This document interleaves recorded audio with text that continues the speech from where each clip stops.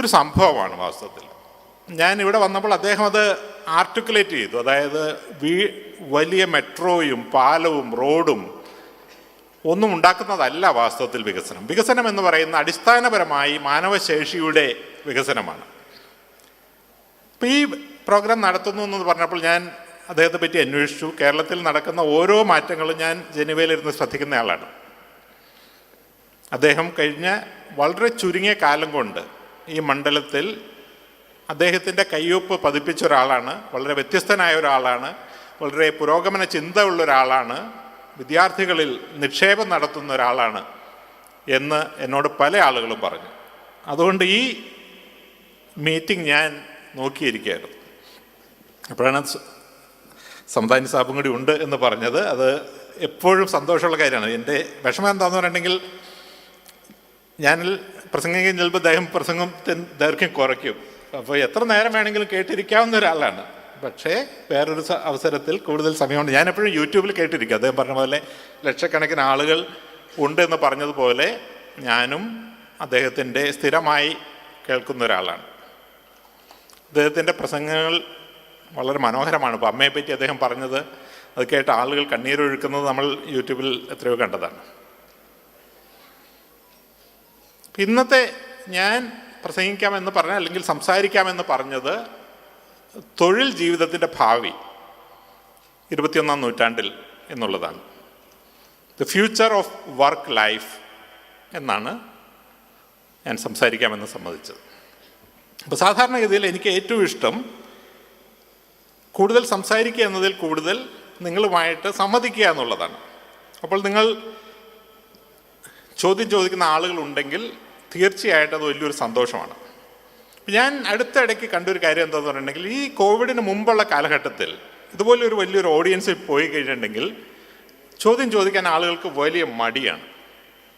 നമ്മൾ 1 മണിക്കൂർ സംസാരിക്കുന്നു, എന്തെങ്കിലും ചോദ്യം ഉണ്ടെന്ന് ചോദിക്കുന്നു, ആരും തന്നെ ചോദ്യം ചോദിക്കാനായിട്ട് ഇല്ല.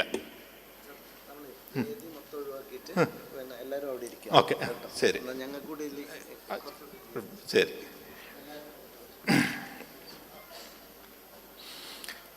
അപ്പോൾ ഞാൻ പറഞ്ഞത്, ഈ കോവിഡിന് മുമ്പുള്ള കാലഘട്ടത്തിൽ കുട്ടികൾക്ക് ചോദിക്കാൻ വലിയ മടിയായിരുന്നു. പക്ഷേ ഓൺലൈനിൻ്റെ വലിയൊരു മാറ്റം ഞാൻ കണ്ടത്, കുട്ടികളിൽ ആ മടി പൂർണ്ണമായും ഇല്ലാതായി. ഓൺലൈനായിട്ട് ഞാൻ ചിലപ്പോൾ കുട്ടികളുമായിട്ട് സംവാദത്തിനിരിക്കുമ്പോൾ ഞാൻ 7 മണിക്കൂർ വരെ നോൺ സ്റ്റോപ്പായിട്ട് കുട്ടികളുമായിട്ട് സംസാരിച്ചിട്ടുണ്ട്. കുട്ടികൾ ചോദ്യങ്ങൾ ചോദിച്ചുകൊണ്ടേയിരിക്കും, ഞാനതിന് ഉത്തരം പറഞ്ഞുകൊണ്ടിരിക്കും. ഞാൻ ഇന്ന് 7 മണിക്കൂർ സംസാരിക്കാൻ ഉദ്ദേശിക്കുന്നില്ല, കാരണം നിങ്ങൾക്ക് ലഞ്ച് കഴിക്കാനുള്ളതാണ്, അതിനുശേഷം വേറെ സ്പീക്കേഴ്സ് ഉള്ളതാണ്. പക്ഷെ തീർച്ചയായിട്ടും നിങ്ങൾ കുറച്ച് ചോദ്യങ്ങളെങ്കിലും ഉണ്ടാകും. ആ ചോദ്യങ്ങളനുസരിച്ച് നമ്മൾ പല ഡയറക്ഷനിൽ പോകാം എന്നാണ് ഞാൻ പ്രതീക്ഷിക്കുന്നത്. ഒരു കോവിഡിൻ്റെ കാലഘട്ടത്തിലാണ് നമ്മൾ ഇപ്പോൾ കടന്നുപോയിക്കൊണ്ടിരിക്കുന്നത്. കോവിഡ് നിങ്ങൾക്കറിയാം, 2019 ഡിസംബറിൽ ലോകത്ത് പ്രത്യക്ഷപ്പെട്ടതാണ്. ഇനിയും അപ്രത്യക്ഷമായിട്ടില്ല. 2 വർഷമാകുന്നു. 280 മില്യൺ 28 കോടി ആളുകളെ അത് ബാധിച്ചിരിക്കുന്നു. 5 മില്യൺ ആളുകളുടെ ജീവൻ അതെടുത്തിരിക്കുന്നു.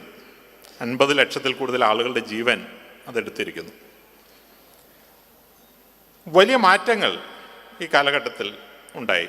നമ്മളുടെ എല്ലാം ജീവിതത്തിൽ നമ്മൾ ലോക്ക്ഡൗണിലായി, കർഫ്യൂവിലായി, ഓൺലൈനായി, വർക്ക് ഫ്രം ഹോമായി, ഇങ്ങനെ പല മാറ്റങ്ങൾ നമ്മളുടെ ജീവിതത്തിലെല്ലാം ഉണ്ടായി. നമ്മളെല്ലാം ഈ കോവിഡ് കാലം ഒന്ന് കഴിയാൻ നോക്കിയിരിക്കുകയാണ്. പക്ഷേ നിർഭാഗ്യവശാൽ ഈ കോവിഡിന് ശേഷം വരാൻ പോകുന്നത്, കോവിഡ് വന്ന് കേരളത്തിലെല്ലാം കോവിഡ് ഒരു പ്രശ്നമായത് മാർച്ച് 2020-ലാണ്. ഈ മാർച്ച് 2020-ലേക്കുള്ളൊരു തിരിച്ചുപോക്കല്ല ഇനി ഉണ്ടാകാൻ പോകുന്നത്. നമ്മൾ കോവിഡ് കാലത്ത് കണ്ടതിലും വലിയ വലിയ മാറ്റങ്ങളാണ് ഇനി ലോകത്തുണ്ടാകാൻ പോകുന്നത്. ഇതാണ് ഞാൻ ആദ്യമായി നിങ്ങളോട് പറയാനായിട്ട് ആഗ്രഹിക്കുന്നത്. ഏതാണ്ട് 2010 മുതൽ നമ്മൾ 4ാം വ്യവസായ വിപ്ലവത്തിൻ്റെ തുടക്കത്തിലാണ്.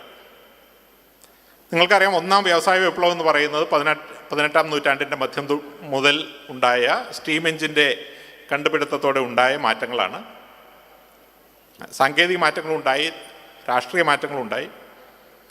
2ാം വ്യവസായ വിപ്ലവം എന്ന് പറയുന്നത് ഇലക്ട്രിസിറ്റി, ടെലഗ്രാഫ് ഇതിൻ്റെ കണ്ടുപിടുത്തത്തോടെ 19-ാം നൂറ്റാണ്ടിൻ്റെ അവസാനം ഉണ്ടായതാണ്. മൂന്നാം വ്യവസായ വിപ്ലവം എന്ന് പറയുന്നത് 20-ാം നൂറ്റാണ്ടിൻ്റെ അവസാനം ഇൻ്റർനെറ്റിൻ്റെ വരവോടെ ഇലക്ട്രോണിക്സിൽ ഉണ്ടായ മാറ്റങ്ങളോടെ ഉണ്ടായ മാറ്റങ്ങളാണ്. ഇപ്പോൾ നമ്മൾ 4-ാം വ്യവസായ വിപ്ലവത്തിൽ നിൽക്കുകയാണ്. 2010 മുതൽ ഏതാണ്ട് 2010 മുതൽ, ഒരു കൃത്യമായൊരു വർഷം പറഞ്ഞിട്ടല്ല ഇങ്ങനെയുള്ള മാറ്റങ്ങൾ വരുന്നത്. അപ്പോൾ 4 സാങ്കേതിക വിദ്യകളാണ് 4-ാം വ്യവസായ വിപ്ലവത്തെ മുന്നോട്ട് ചലിപ്പിക്കുന്നത്. ഒന്നാമത്തേത്, ഏറ്റവും പ്രാധാന്യമുള്ളത് നിർമ്മിത ബുദ്ധിയാണ്. സ്പീക്കർ അതിനെപ്പറ്റി ചെറുതായിട്ട് സൂചിപ്പിച്ചിരുന്നു. നമ്മൾ ചിന്തിക്കുന്നതും ചിന്തിക്കാത്തതുമായ രംഗങ്ങളിലെല്ലാം നിർമ്മിത ബുദ്ധി കടന്നു കയറുകയാണ്. രണ്ടാമത്തെ മാറ്റം എന്ന് പറയുന്നത് റോബോട്ടിക്സ് ആണ്. നമ്മൾ റോബോട്ട് ചെയ്യുമെന്ന് വിചാരിച്ചിരുന്ന ജോലികളും ഇല്ല എന്ന് വിചാരിച്ചിരുന്ന ജോലികളും ചെയ്ത് റോബോട്ട് മുന്നോട്ട് വരികയാണ്. മൂന്നാമത്തേത് ഇൻ്റർനെറ്റ് ഓഫ് തിങ്സ് ആണ്. നിങ്ങളത് കേട്ടിട്ടുണ്ടോന്ന് അറിയില്ല. ഇൻ്റർനെറ്റ് ഓഫ് തിങ്സ് എന്ന് കേട്ടിട്ടുള്ള എത്ര പേരുണ്ട്? കൈവക്കാമോ? ഇൻ്റർനെറ്റ് ഓഫ് തിങ്സ് എന്ന് പറയുന്നത് IoT കേട്ടിട്ടുള്ള ആളുകളുണ്ടോ? ഓക്കെ. നാലാമത്തേത് ഡ്രോൺസ് ആണ്. ഡ്രോൺസ് കാണാത്ത ആരെങ്കിലും ഉണ്ടോ? ഡ്രോൺസ് കണ്ടിട്ടുള്ള എത്ര പേരുണ്ടോ ഓഡിയൻസിൽ? എല്ലാ കല്യാണത്തിനും ഇപ്പോൾ ഇവിടെ തന്നെ ചിലപ്പോൾ ഡ്രോൺ ഉണ്ടായാം. ഡ്രോണുകൾ പറന്നു കിടക്കുകയാണ്. അപ്പോൾ ഡ്രോൺ എന്ന് പറയുന്നത് പുതിയൊരു കാര്യമാണ്. ഈ 4 സാങ്കേതിക വിദ്യകൾ ലോകത്തെ മൊത്തമായി മാറ്റിമറിക്കുകയാണ്. അപ്പം അതിന് തൊഴിൽ രംഗത്ത് വലിയൊരു മാറ്റമുണ്ടാക്കും. അതുകൊണ്ടാണ് ഞാൻ ഇന്ന് നിങ്ങളോട് ഈ കാര്യം പറയുന്നത്. തൊഴിൽ രംഗത്ത് എന്ത് മാറ്റങ്ങളാണ് ഉണ്ടാക്കാൻ പോകുന്നത്. ഞാൻ ഒരു ഉദാഹരണം പറയാം. ഞാൻ കഴിഞ്ഞ ആഴ്ച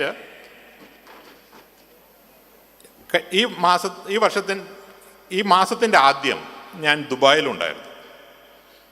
അപ്പോൾ നിങ്ങൾ വിമാനയാത്ര ചെയ്തിട്ടുള്ള ആളുകൾക്ക് അറിയാവുന്ന ഒരു കാര്യമുണ്ട്. അപ്പോൾ നമ്മൾ കോഴിക്കോട് വിമാനത്താവളത്തിൽ നമ്മൾ പോവുകയാണെങ്കിൽ വിമാനത്താവളത്തിൻ്റെ പുറത്ത് 2 പോലീസുകാർ നമ്മളെ തടഞ്ഞു നിർത്തും. ഇത് നമ്മളുടെ എന്തെങ്കിലും ടിക്കറ്റും നമ്മളുടെ ഐഡൻറ്റിറ്റി കാർഡും ചോദിക്കും. അതിനുശേഷം നമ്മൾ വിമാനത്താവളത്തിൻ്റെ അകത്തേക്ക് കടക്കുന്നു. അവിടെ വേറൊരു പോലീസുകാരൻ നമ്മളെ തടഞ്ഞു നിർത്തും. അവരും നമ്മളുടെ ID ചോദിക്കും. അതിനുശേഷം നമ്മൾ ചെക്ക് ഇൻ കൗണ്ടറിൽ പോകുന്നു. അവിടെ നമ്മളുടെ പാസ്പോർട്ട് അല്ലെങ്കിൽ ID ചോദിക്കുന്നു. നമുക്ക് ബോർഡിംഗ് പാസ് തരുന്നു. അതിനുശേഷം വിദേശയാത്രയാണെങ്കിൽ ഒരു ഇമിഗ്രേഷൻ ഓഫീസർ നമ്മളുടെ പാസ്പോർട്ട് പരിശോധിക്കുന്നു. അതിൻ്റെ പുറകിൽ ഒരു കസ്റ്റംസ് ഓഫീസർ ഇരിക്കുന്നുണ്ട്. അതിനുശേഷം നമ്മൾ വിമാനത്തിലേക്ക് കയറുന്ന സ്ഥലത്ത് ഒരു എയർലൈൻ സ്റ്റാഫ് ഇരിക്കുന്നുണ്ട്. ഇങ്ങനെ 6 സെറ്റ് ഓഫ് ആളുകളെ കടന്നിട്ടാണ് നമ്മൾ ഒരു വിദേശ യാത്ര പോകുന്നത്. ആഭ്യന്തര യാത്രയാണെങ്കിൽ 4 ആളുകളെ കടന്നിട്ടാണ് നമ്മൾ പോകുന്നത്. ഇത് സാധാരണ എല്ലാവരും ചെയ്യുന്നതാണ്. ഓരോ വിമാനത്താവളത്തിലും ആയിരക്കണക്കിന് ആളുകളെ ഈ തൊഴിലിനായിട്ട് വച്ചിട്ടുണ്ട്. ഇപ്പോൾ ഈ മാസം ആദ്യം ഞാൻ ദുബായിൽ നിന്ന് ജനീവയിലേക്ക് പോവുകയായിരുന്നു. അപ്പോൾ ഞാൻ ഡൽഹിയിൽ നിന്നാണ് ദുബായിലേക്ക് പോകുന്നത്. ഡൽഹിയിൽ ഈ പറഞ്ഞ എല്ലാ സ്റ്റെപ്പും ഉണ്ട്. ആദ്യത്തെ പോലീസ്, രണ്ടാമത്തെ police, check in counter, immigration, customs, then boarding staff. ദുബായിൽ ആദ്യത്തെ പോലീസ് ഇല്ല, നമുക്ക് കടന്നു പോകാം. രണ്ടാമത്തെ പോലീസ് ഇല്ല, നമുക്ക് കടന്നു പോകാം. മൂന്നാമത്തെ സ്റ്റെപ്പിൽ നമുക്ക് ഇമിഗ്രേഷൻ കൗണ്ടറാണ്, ചെക്ക് ഇൻ കൗണ്ടറാണ്. ചെക്ക് ഇൻ കൗണ്ടർ ഇല്ല, അത് ഓൺലൈനായിട്ട് നമ്മളുടെ ടിക്കറ്റ് കാണിച്ചാൽ നമുക്ക് നമ്മുടെ ബോർഡിംഗ് പാസ് കിട്ടും. ടിക്കറ്റ് ഒരു QR കോഡ് കാണിച്ചാൽ നമുക്ക് കിട്ടും. അടുത്ത സ്റ്റെപ്പ് എന്ന് പറയുന്നത് ഇമിഗ്രേഷൻ കൗണ്ടറാണ്. അവിടെ ഇമിഗ്രേഷൻ കൗണ്ടർ ഇല്ല. നമ്മൾ ദുബായിലേക്ക് കടക്കുമ്പോൾ തന്നെ നമ്മളുടെ കണ്ണുകൾ അവർ സ്കാൻ ചെയ്ത് വെച്ചിട്ടുണ്ട്. അപ്പോൾ പുറത്തേക്ക് വരുമ്പോൾ നമ്മളുടെ കണ്ണുകൾ ഒരു പർട്ടിക്കുലർ സ്ഥലത്ത് നോക്കാൻ പറയും. അത് നോക്കിയാൽ ഗേറ്റ് തുറന്നു, നമ്മളുടെ ഇമിഗ്രേഷൻ കഴിഞ്ഞു. അതിനുശേഷമാണ് ആദ്യമായിട്ട് നമുക്ക് ഒരു കൺട്രോൾ വരുന്നത്. നമ്മളുടെ കയ്യിലുള്ള ബാഗുകൾ ചെക്ക് ചെയ്യുന്നു. അതിൻ്റെ അപ്പുറത്ത് കസ്റ്റംസ് ഇല്ല. അതിനുശേഷം ബോർഡിംഗ് ചെയ്യാനായിട്ട് സ്റ്റാഫില്ല. അവിടെയും നമ്മളുടെ ബോർഡിംഗ് പാസ് കാണിച്ചു കൊടുത്താൽ മതി. അപ്പോൾ ഈ 6 ലെവലിൽ 5 ലെവലും അവർ സാങ്കേതിക വിദ്യ കാരണം ഒഴിവാക്കി കഴിഞ്ഞു. അപ്പോൾ എത്രമാത്രം ആയിരക്കണക്കിന് ആളുകളുടെ തൊഴിലാണ് ഈ സ്റ്റെപ്പിലില്ലാതായത്. അതുകൊണ്ട് ദുബായ് വിമാനത്താവളം നമ്മളെക്കായും സുരക്ഷിതത്വം കുറവുള്ളതല്ല. അവിടുത്തെ ഇമിഗ്രേഷൻ നമ്മളെക്കായും എഫിഷ്യൻസി കുറവുള്ളതല്ല, എഫിഷ്യൻസി കൂടുതലാണ്. വാസ്തവത്തിൽ 1 മിനിറ്റ് പോലും എടുക്കുന്നില്ല. ഏതാണ്ട് 20 സെക്കൻഡ് കൊണ്ട് നമ്മൾ ഈ ലൈനിൻ്റെ അപ്പുറത്ത്. അപ്പം ആ തൊഴിലുകൾ, ഒരു വിമാനത്താവളത്തിലുള്ള 100 കണക്കിന് തൊഴിലുകൾ ഒറ്റ വിമാനത്താവളത്തിൽ ഇല്ലാതായി. അപ്പോൾ ലോകത്തെ 50,000 വിമാനത്താവളം എടുത്തു കഴിഞ്ഞിട്ടുണ്ടെങ്കിൽ എത്രമാത്രം തൊഴിലുകൾ ഇല്ലാതായി എന്ന് നമുക്ക് ചിന്തിക്കാവുന്നതേ ഉള്ളൂ. വേറൊരു ഉദാഹരണം പറയാം. വാഹനങ്ങൾ സ്വയം ഓടുന്ന ഒരു കാലഘട്ടത്തിലൂടെയാണ് നമ്മൾ കടന്നു പോകുന്നത്.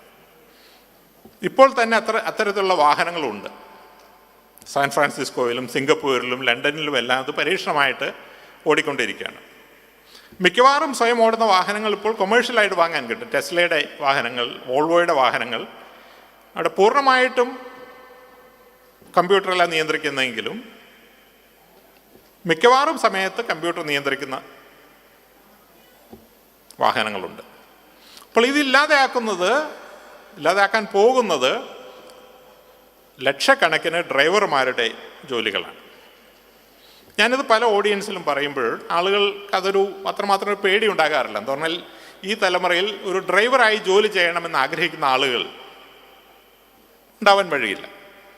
ഞങ്ങളുടെ തലമുറയിലൊക്കെ അത് വലിയൊരു ആഗ്രഹമായിരുന്നു, ഡ്രൈവർ ആവുക എന്നുള്ളത്. പക്ഷെ ഇപ്പോഴത്തെ തലമുറയിൽ എല്ലാവർക്കും ഒരു കാർ വാങ്ങണമെന്നുള്ളതല്ലാതെ ഡ്രൈവറായി ജോലി ചെയ്യണമെന്നൊരു ആഗ്രഹമില്ല. പക്ഷെ നമ്മൾ ഡ്രൈവറുടെ ജോലി ഇല്ലാതാകുമെന്ന് പറയുമ്പോൾ അതിൻ്റെ അർത്ഥം ഒരു ഓട്ടോറിക്ഷ ഡ്രൈവറുടെ ജോലി അല്ലെങ്കിൽ ടാക്സി ഡ്രൈവറുടെ ജോലി ഇല്ലാതാകുമെന്നല്ല. ഡ്രൈവിംഗ് ഉൾപ്പെടുന്ന എന്തും, അപ്പോൾ ഓട്ടോറിക്ഷ ആകാം, കാറാകാം, ട്രെയിനാകാം, കപ്പലാകാം, വിമാനമാകാം, ഇതിൻ്റെ എല്ലാം ഡ്രൈവിംഗ് എന്ന് പറയുന്ന ജോലി ഇനി അധിക നാൾ ഉണ്ടാകില്ല. അത് ഒഴിവാക്കുന്ന ലക്ഷക്കണക്കിന് ജോലികൾ. നമ്മൾ സാധാരണഗതിയിൽ ഏറ്റവും കോംപ്ലിക്കേറ്റഡ് ആണെന്ന് വിചാരിക്കുന്ന ഒരു ജോലിയാണ് മെഡിസിനൽ റേഡിയോളജി എന്ന് പറയുന്നത്. ഇന്ന് കേരളത്തിലെ മെഡിക്കൽ കോളേജുകളിൽ, സ്വകാര്യ മെഡിക്കൽ കോളേജുകളിൽ ഏറ്റവും കൂടുതൽ ക്യാപിറ്റേഷൻ ഫീ വാങ്ങുന്നത് റേഡിയോളജി MD കിട്ടാനാണ്. പക്ഷേ നിർമ്മിത ബുദ്ധിയുടെ രംഗത്തെ വിദഗ്ധർ പറയുന്നത് റേഡിയോളജിയിൽ ഇന്ന് ഡോക്ടർമാരെ പരിശീലിപ്പിക്കുന്നത് it's a waste of time and money എന്നുള്ളതാണ്. കാരണം മനുഷ്യർ ചെയ്യുന്നതിലും ഏറ്റവും നന്നായി രോഗനിർണയം നടത്താൻ നിർമ്മിത ബുദ്ധിക്ക് സാധിക്കും. അപ്പോൾ പിന്നെ റേഡിയോളജി പഠിപ്പിച്ച് ആളുകളെ മാർക്കറ്റിൽ എത്തിക്കേണ്ട കാര്യമില്ല. അപ്പോൾ റേഡിയോളജിസ്റ്റ് എന്ന് പറയുന്ന ജോലി ഇല്ലാതാകും. റോബോട്ടുകൾ സർജറി നടത്തി തുടങ്ങിയ കാലമാണ് ഓൾറെഡി. അപ്പോൾ ആ ജോലികൾ ഇല്ലാതാകും. ഈ ക്രിസ്മസ് കാലത്ത് ഞാൻ വായിക്കുകയായിരുന്നു, ഇംഗ്ലണ്ടിൽ സാധാരണഗതിയിൽ ഒരു ക്രിസ്മസ് ഡിന്നർ ഉണ്ടാക്കാനായിട്ടൊരു സാധാരണ കുടുംബത്തിൽ 12 മണിക്കൂർ അവർ ചിലവാക്കുമെന്നാണ് പറയുന്നത്, ക്രിസ്മസ് ഡിന്നർ. അപ്പോൾ ക്രിസ്മസ് ഡിന്നർ ഉണ്ടാക്കാൻ വേണ്ടി ഒരു റോബോട്ടിനെ അവർ ഉണ്ടാക്കിയിട്ടുണ്ട്. അപ്പോൾ ഈ റോബോട്ടിന് 5000 വിഭവങ്ങൾ, ലോകത്തിലെ ഏറ്റവും നല്ല പാചകക്കാരൻ ഉണ്ടാക്കുന്ന രീതിയിൽ 5000 വിഭവങ്ങൾ ഉണ്ടാക്കാൻ പറ്റുമെന്നാണ് പറയുന്നത്. അപ്പോൾ നമ്മൾ ഏതൊക്കെ വിഭവങ്ങൾ ഉണ്ടാക്കണം എന്നുള്ളത് നമ്മൾ കമ്പ്യൂട്ടറിൽ ടൈപ്പ് ചെയ്യുക, അതിനാവശ്യമുള്ള വസ്തുക്കൾ, ചേരുവകൾ ഒരു ട്രേയിൽ വെച്ചു കൊടുത്തു കഴിഞ്ഞിട്ടുണ്ടെങ്കിൽ ലോകത്തിലെ ഏറ്റവും നല്ല പാചകക്കാരിൽ നിന്ന് പഠിച്ച ആ വിഭവങ്ങൾ ഒരേ തരത്തിൽ വീണ്ടും വീണ്ടും ഈ റോബോട്ട് ഉണ്ടാക്കുമെന്നാണ് പറയുന്നത്. അതിപ്പോൾ മാർക്കറ്റിലുള്ളതാണ്, പഴയ കാര്യമല്ല. ഇപ്പം നമ്മൾ വിചാരിക്കും റോബോട്ട് എന്ന് പറയുന്നത് വലിയ ഫാക്ടറികളിൽ, നിസാൻ ഫാക്ടറി, ടൊയോട്ട ഫാക്ടറിയിൽ, അല്ലെങ്കിൽ ഇതുപോലെ ഹോട്ടലുകളിൽ, ഹോസ്പിറ്റലുകളിൽ ഒക്കെ ഉള്ളതായിരിക്കും. ഇത്തവണ ഞാൻ അബുദാബിയിൽ ഒരു ഷോപ്പിംഗ് മാളിൽ കൂടെ നടക്കുമ്പോൾ ഒരു റോബോട്ട് ഇങ്ങനെ ആ ഷോപ്പിംഗ് മാളിൽ കൂടെ നടക്കുകയാണ്, സൂപ്പർ മാർക്കറ്റിൽ കൂടെ നടക്കുകയാണ്. ആ റോബോട്ട് ഓരോ ഷെൽഫിലും പോയി ആ ഷെൽഫിൽ എത്രയൊക്കെ വസ്തുക്കൾ ബാക്കിയുണ്ട് എന്നുള്ളതിന് കണക്കെടുത്ത് അതിൻ്റെ ബേസ് സ്റ്റേഷനിലേക്ക് കൊടുക്കുന്നു. അതനുസരിച്ചിട്ടാണ് ആ ഷെൽഫ് സ്റ്റോക്ക് ചെയ്യുന്നത്. അപ്പോൾ നമ്മളുടെ തൊട്ടടുത്ത് എത്തിക്കഴിഞ്ഞു. എൻ്റെ വീട്ടിൽ വാസ്തവത്തിൽ റോബോട്ടുണ്ട്, എൻ്റെ വീട് ക്ലീൻ ചെയ്യാനായിട്ട് ഒരു റോബോട്ടുണ്ട്. അപ്പോൾ ഈ തരത്തിൽ ജോലികൾ നമ്മൾ വിചാരിക്കുന്നതിലും അതിവേഗതയിൽ ഇല്ലാതാവുകയാണ്. 2013 ഓക്സ്ഫോർഡ് യൂണിവേഴ്സിറ്റിയുടെ ഓക്സ്ഫോർഡ് മാർട്ടിൻ സ്കൂൾ ഒരു പഠനം നടത്തിയിരുന്നു. അതിന് ഫ്യൂച്ചർ ഓഫ് എംപ്ലോയ്മെൻറ്റ് എന്നാണ് ആ പഠനത്തിൻ്റെ പേര്. ഇന്ന് നമുക്കറിയാവുന്ന ജോലികളുടെ 46% 2030 ആകുന്നതോടെ ഇല്ലാതാകും എന്നാണ് ആ പഠനം പറഞ്ഞത്. 2030 എന്ന് പറഞ്ഞാൽ തൊട്ടടുത്താണ്, 10 വർഷമേ ഉള്ളൂ.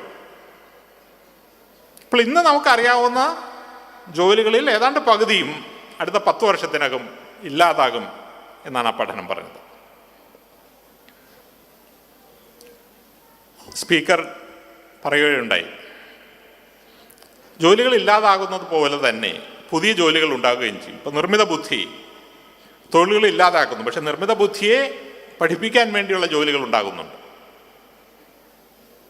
റോബോട്ടുകൾ ജോലികൾ ഇല്ലാതാക്കുന്നു, പക്ഷെ റോബോട്ടിനെ ഓപ്പറേറ്റ് ചെയ്യാനുള്ള ജോലികൾ ഉണ്ടാകുന്നുണ്ട്. ഇന്റർനാഷണൽ ലേബർ ഓർഗനൈസേഷൻ, അന്താരാഷ്ട്ര തൊഴിൽ സംഘടന ഈ വിഷയത്തെ പറ്റി ഒരു പഠനം പുറത്തിറക്കിയിട്ടുണ്ട് 2019. എങ്ങനെയാണ് നിർമ്മിത ബുദ്ധിയും റോബോട്ട്സും തൊഴിലുകൾ ഇല്ലാതാക്കുന്നത്, എങ്ങനെയാണ് പുതിയ തൊഴിലുകൾ ഉണ്ടാക്കുന്നത്, ഇതാണ് ഈ പഠനത്തിൽ പറയുന്നത്. അപ്പോൾ ലക്ഷക്കണക്കിന് തൊഴിലുകൾ ഇല്ലാതാകുന്നത് ഒരു ലോകം, ആയിരക്കണക്കിന് തൊഴിലുകൾ ഉണ്ടാകുന്നത് വേറൊരു ലോകം. ഇപ്പോൾ ലോകം മൊത്തം എടുത്തു കഴിഞ്ഞിട്ടുണ്ടെങ്കിൽ വലിയൊരു തൊഴിൽ പ്രതിസന്ധി ഉണ്ടാകാൻ പോവുകയാണെന്നുള്ളതല്ല, ഇപ്പോൾ തന്നെ ഉണ്ടായിക്കൊണ്ടിരിക്കുകയാണ്. നിങ്ങൾ ഫോളോ ചെയ്യുന്നുണ്ടെങ്കിൽ ഗ്രേറ്റ് റെസിഗ്നേഷൻ എന്ന് പറയുന്നൊരു മൂവ്മെൻറ്റ് തന്നെ വിദേശങ്ങളിൽ വരുന്നു. തൊഴിലില്ലായ്മ എന്ന് പറയുന്നത് ഇനിയൊരു നിത്യസംഭവമാകാൻ പോകുന്നു. സ്വിറ്റ്സർലാൻഡിൽ 2 വർഷം മുമ്പ് അവർ ഒരു റഫറൻഡം നടത്തി, ഒരു ഹിതപരിശോധന നടത്തി. ആ ഹിതപരിശോധനയുടെ അടിസ്ഥാനം ഇതായിരുന്നു: നിങ്ങൾക്ക് നിങ്ങളുടെ ജീവിതകാലത്ത് തൊഴിൽ ലഭിക്കാൻ പോകുന്നില്ല, പക്ഷേ തൊഴിലില്ലായ്മ വേതനം സ്ഥിരമായി നിങ്ങൾക്ക് തരും. അത് വലിയൊരു തുകയാണ്, ചെറിയ തുകയല്ല. അങ്ങനെ ഒരു തരം ലോകം നിങ്ങൾ അംഗീകരിക്കുമ്പോൾ, ഇതായിരുന്നു ചോദ്യം. 2700 ഫ്രാങ്ക് തൊഴിലില്ലായ്മ വേതനമായി കൊടുക്കുമെന്നുള്ളതായിരുന്നു. അന്ന് ആളുകൾ അതിന് സമ്മതിച്ചില്ല. പക്ഷേ ഇതാണ് ഇനിയുള്ള ലോകത്തെ ഒരു യാഥാർത്ഥ്യമായിട്ട് വരാൻ പോകുന്നത്. ലോകത്തുള്ള എല്ലാ ആളുകൾക്കും തൊഴിൽ ചെയ്യേണ്ട ആവശ്യമില്ല, കാരണം റോബോട്ടുകളും നിർമ്മിത ബുദ്ധിയും ആ തൊഴിൽ ചെയ്യുന്നു. എല്ലാ ആളുകൾക്കും തൊഴിൽ കൊടുക്കാനുള്ള സാഹചര്യം സർക്കാരിനില്ല. അപ്പോൾ ആളുകളെ എങ്ങനെയാണ് അവർക്ക് ജീവിക്കാൻ സാധിക്കുന്നത്? അതിനു വേണ്ടിയിട്ടാണ് ഈ യൂണിവേഴ്സൽ ബേസിക് ഇൻകം എന്ന് പറയുന്ന ഒരു സംവിധാനം ഉണ്ടാകുന്നത്. അപ്പോൾ ഈ ഒരു ലോകത്തിലേക്കാണ് നിങ്ങൾ കടന്നു വരാൻ പോകുന്നത്. അപ്പോൾ എങ്ങനെയാണ് ഈ ഒരു സാഹചര്യത്തിൽ നിങ്ങൾ നിങ്ങളുടെ തൊഴിൽ ജീവിതത്തെ കരുപിടിപ്പിക്കുന്നത്? ഇതാണ് ഫ്യൂച്ചർ ഓഫ് എംപ്ലോയ്മെൻറ്റ് എന്ന് പറയുന്നത്. ബഹുമാനപ്പെട്ട സ്പീക്കർ ഈ വിഷയത്തെ പറ്റി ഒന്ന് ടച്ച് ചെയ്തിരുന്നു. നിങ്ങളത് വേണ്ടത്ര ശ്രദ്ധിച്ചോ എന്നറിയില്ല. ഇത്തരം മാറ്റങ്ങൾ വരുമ്പോൾ ഇതിൽ മുൻനിരയിൽ ആര് നിൽക്കുന്നുവോ അവർക്ക് വലിയ അവസരങ്ങളാണ് ഉണ്ടാകാൻ പോകുന്നത്. റോബോട്ടിക്സ് ആണെങ്കിലും, നിർമ്മിത ബുദ്ധി ആണെങ്കിലും, ഡ്രോൺസ് ആണെങ്കിലും, ബയോടെക്നോളജി ആണെങ്കിലും, ഇൻ്റർനെറ്റ് ഓഫ് തിങ്സ് ആണെങ്കിലും, അത് ലക്ഷക്കണക്കിന് തൊഴിലുകൾ ഒഴിവാക്കുമ്പോഴും ആയിരക്കണക്കിന് പുതിയ തൊഴിലുകൾ ഉണ്ടാക്കുന്നുണ്ട്. അപ്പോൾ ഈ തൊഴിലിൻ്റെ രംഗത്ത് നമ്മൾ മുൻനിരയിൽ നിൽക്കുകയാണെങ്കിൽ അത് നമുക്ക് അവസരം ഉണ്ടാകും. ലോകത്ത് മൊത്തമായിട്ട് അവസരങ്ങൾ കുറയുന്ന സാഹചര്യത്തിൽ പോലും നമുക്ക് ധാരാളം അവസരങ്ങൾ ഉണ്ടാകുന്ന ഒരു സാഹചര്യം ഉണ്ടാകും. അതുകൊണ്ടാണ് ഉന്നത വിദ്യാഭ്യാസ രംഗത്ത് വിപ്ലവകരങ്ങളായ മാറ്റങ്ങൾ ഉണ്ടാക്കേണ്ടതിൻ്റെ ആവശ്യം. നമ്മൾ കഴിഞ്ഞ ഒരു 50 വർഷമായി വിദ്യാഭ്യാസ രംഗത്ത് കാര്യമായിട്ട് വലിയ മാറ്റങ്ങൾ വരുത്തിയിട്ടില്ല. പക്ഷെ ലോകത്ത് വിദ്യാഭ്യാസ രംഗത്ത് വലിയ വലിയ മാറ്റങ്ങൾ ഉണ്ടായിക്കഴിഞ്ഞു. നിങ്ങളിൽ അനവധി ആളുകൾ ഓൺലൈനായിട്ടുള്ള കോഴ്സുകൾ ഇപ്പോൾ പഠിക്കുന്നുണ്ടാകാം. നിങ്ങൾ എത്ര പേര് കോഴ്സേറ എന്ന് പറയുന്ന വെബ്സൈറ്റിൽ ഏതെങ്കിലും ഒരു കോഴ്സ് എടുക്കുന്നുണ്ടെന്ന് പറയാമോ? കോഴ്സേറ എന്ന് പറയുന്ന വെബ്സൈറ്റിൽ അതൊരു ചെറിയൊരു ശതമാനം ആളുകൾ കോഴ്സ് എടുക്കുന്നുണ്ട്. കോഴ്സേറ എന്ന് പറയുന്നത് 2012 സ്ഥാപിക്കപ്പെട്ട ഒരു ഓൺലൈൻ സ്റ്റഡി പ്ലാറ്റ്ഫോമാണ്. ഇപ്പോൾ അതിൽ 7 മില്യൺ അല്ലെങ്കിൽ 73 ലക്ഷം ആളുകൾ അവിടെ പഠിക്കുന്നുണ്ട്. ഓക്സ്ഫോർഡ് യൂണിവേഴ്സിറ്റി എന്ന് പറയുന്നത് 1000 കൊല്ലം മുമ്പ് ഉണ്ടാക്കിയ ഒരു സ്ഥാപനമാണ്.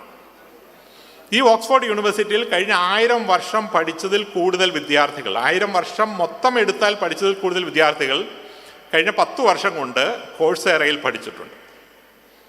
കോഴ്സേറയിൽ അഡ്മിഷൻ എടുക്കുക എന്ന് പറഞ്ഞിട്ടുണ്ടെങ്കിൽ വെറും 3 മിനിറ്റ് സമയമുള്ള കാര്യമാണ്. 3 മിനിറ്റ് ഉള്ളൂ.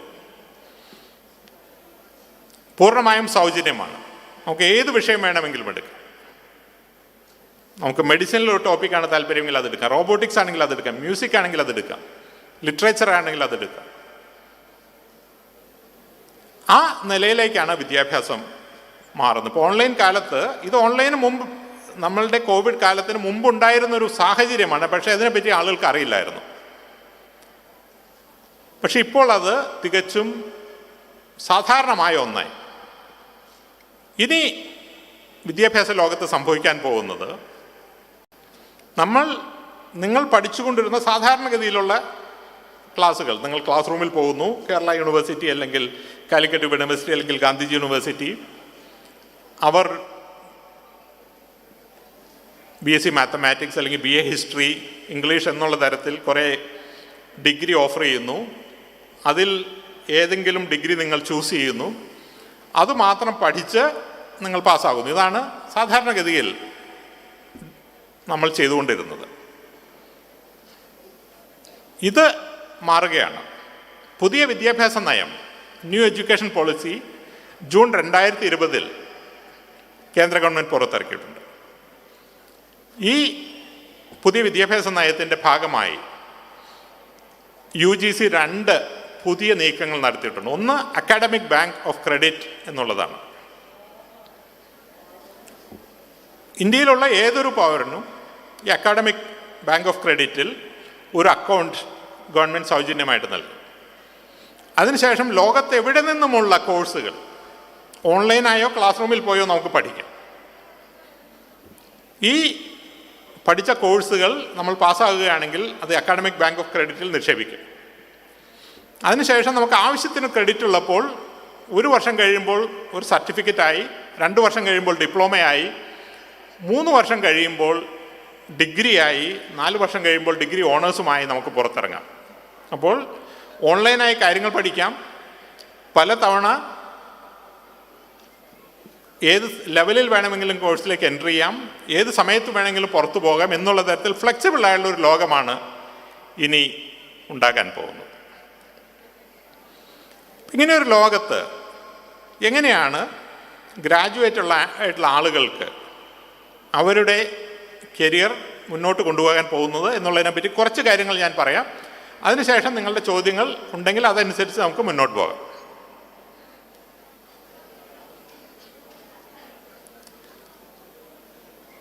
ഇരുപത്തൊന്നാം നൂറ്റാണ്ടിലെ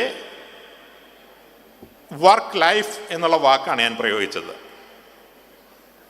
തൊഴിൽ ജീവിതം. സാധാരണഗതിയിൽ ഇങ്ങനെയുള്ള സെഷൻസിന് പറയുമ്പോൾ കരിയർ മാനേജ്മെൻറ്റ് എന്നാണ് പറയാറുള്ളത്. കരിയർ എന്നുള്ള വാക്കിന് ഇനി 21-ാം നൂറ്റാണ്ടിൽ പ്രസക്തിയില്ല. കരിയർ എന്ന് നമ്മൾ പറയുന്നത് സാധാരണഗതിയിൽ നമ്മൾ ഒരു കോളേജിൽ പോയി വിദ്യാഭ്യാസം നേടി BSc, MSc വേണമെങ്കിൽ PhD എടുത്തു, എൻജിനീയറിംഗ് പാസ്സായി, MBBS പാസ്സായി, അതനുസരിച്ച് ഒരു ജോലി നേടി. ആ ജോലിയിൽ തുടർന്ന് നമ്മൾ അസിസ്റ്റൻ്റ് എഞ്ചിനീയറിൽ നിന്ന് ചീഫ് എഞ്ചിനീയർ വരെ പടിപടിയായി പ്രൊമോഷൻ എത്തി റിട്ടയർ ആയി ജീവിക്കുന്നു. ഇതാണ് നമ്മുടെ കരിയർ എന്ന് പറയുന്നത്. ആ കരിയർ പ്രോഗ്രഷൻ എന്ന് പറയുന്നത് ഒരു ജോലിയുടെ താഴത്തെ തട്ടിൽ നിന്ന് മുകളിലെ തട്ടിലേക്ക് പോകുന്നതിനാണ് കരിയർ പ്രോഗ്രഷൻ എന്ന് പറയുന്നത്. നിങ്ങളുടെ ജീവിതത്തിൽ അങ്ങനെ ഒരു കാലഘട്ടം ഉണ്ടാകില്ല. സാധാരണഗതിയിൽ നിങ്ങൾ തിരഞ്ഞെടുത്തിരിക്കുന്ന ഏതൊരു ലൈൻ ആണെങ്കിൽ പോലും, മാത്തമാറ്റിക്സ് ആണെങ്കിലും ഹിസ്റ്ററി ആണെങ്കിലും ലിറ്ററേച്ചർ ആണെങ്കിലും, ഇതെല്ലാം തന്നെ ഏതാണ്ട് ഒരു 10 വർഷത്തിനകം നമ്മൾ പഠിക്കുന്ന ഒരു ലൈൻ കൂടുതൽ മാറ്റങ്ങൾ വരുന്നു. അപ്പോൾ വീണ്ടും പഠിക്കേണ്ടതായിട്ട് വരുന്നു.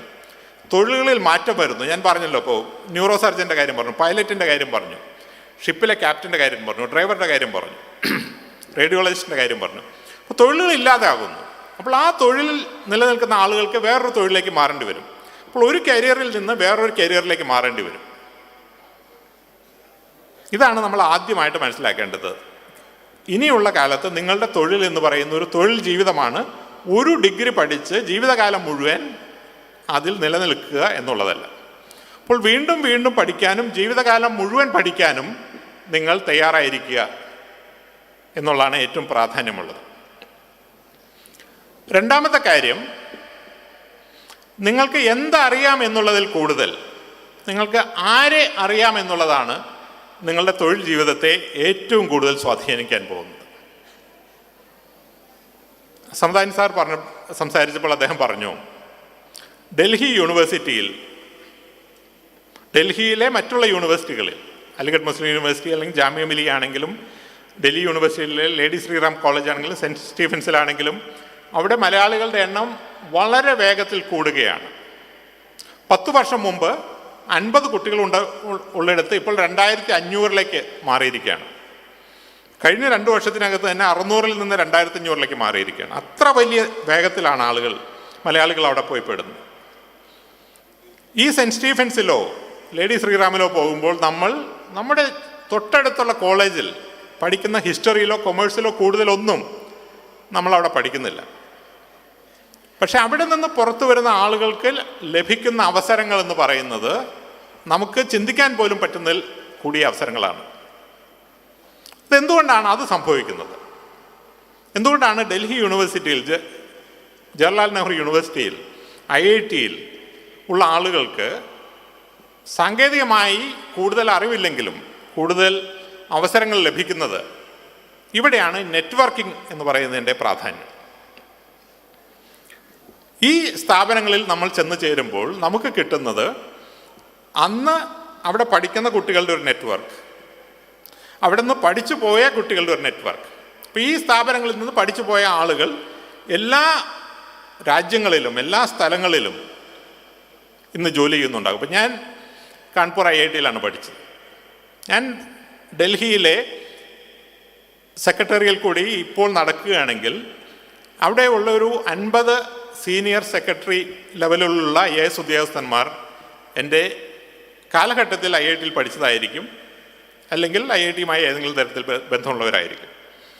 ഈ ഉള്ള ബന്ധം നമ്മളുടെ കരിയറിനെ മൊത്തമായി മുന്നോട്ട് നയിക്കും.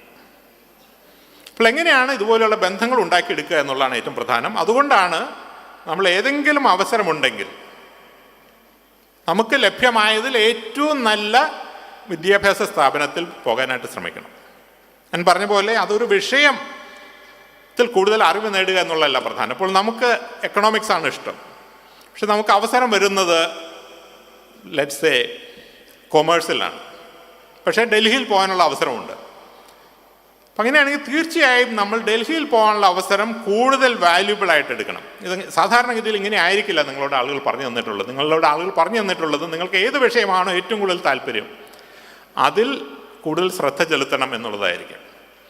2 ദിവസം മുമ്പ് ഞാൻ ഈ വിഷയത്തെപ്പറ്റി ഒരു ലേഖനം വന്നിരുന്നു. അതെൻ്റെ ലിങ്ക്ഡിനിൽ ഞാൻ ഷെയർ ചെയ്തിരുന്നു. നമ്മളുടെ ഡ്രീം ജോബ് എന്ന് പറയുന്നത് നമ്മളൊരു ജോബിനെ മുൻകൂട്ടി കണ്ട് മെഡിസിൻ, എൻജിനീയറിംഗ്, ലോ എന്നുള്ള തരത്തിൽ മുന്നോട്ട് പോകുക എന്നുള്ളതല്ല. നമുക്ക് നന്നായി ചെയ്യാൻ സാധിക്കുന്നതും പൊതുരംഗത്തിന് ആവശ്യമുള്ളതുമായുള്ള ഒരു പ്രൊഫഷനെയാണ് നമ്മൾ ചൂസ് ചെയ്യേണ്ടത്. നമ്മളുടെ ഡ്രീം പാഷനെ ഫോളോ ചെയ്യുന്നത് കരിയർ രംഗത്ത് സാധാരണഗതിയിൽ നഷ്ടക്കച്ചവടമായിട്ടാണ് മാറാറുള്ളത്. അപ്പോൾ വേണ്ടത്ര നെറ്റ്വർക്കുകൾ ഉണ്ടാക്കിയെടുക്കുക എന്നുള്ളത് ഏറ്റവും പ്രാധാന്യമുള്ള കാര്യമാണ്. ഈ കൂട്ടത്തിലിരിക്കുന്ന ആളുകളോട് എനിക്ക് പറയാനുള്ളത്, നിങ്ങൾ എല്ലാവരും തന്നെ ഒരാളൊഴികെ നിങ്ങൾക്ക് പറ്റുന്നതിൽ ഏറ്റവും നല്ല വിദ്യാഭ്യാസ സ്ഥാപനത്തിൽ അടുത്ത ഉന്നത വിദ്യാഭ്യാസം നേടാനായിട്ട് ഉന്നത വിദ്യാഭ്യാസത്തിന് പോകുന്ന ആളുകളുണ്ടെങ്കിൽ അവർ തീർച്ചയായിട്ടും നിങ്ങൾക്ക് പറ്റുന്നതിൽ ഏറ്റവും നല്ലതെന്ന് പറയുന്നത് ലോക റാങ്കിങ് എല്ലാം ഉണ്ടല്ലോ. അതിൽ ഇപ്പോൾ സ്റ്റാൻഫോർഡിലോ ഓക്സ്ഫോർഡിലോ പോകാൻ കഴിവും സാഹചര്യമുള്ള ആളുകൾ തീർച്ചയായിട്ടും അവിടെ പോകണം. അവിടെയും കാരണം ഇത് തന്നെയാണ്, അവിടെ പുതിയ മാത്തമാറ്റിക്സ് ഒന്നും പഠിപ്പിക്കുന്നില്ല.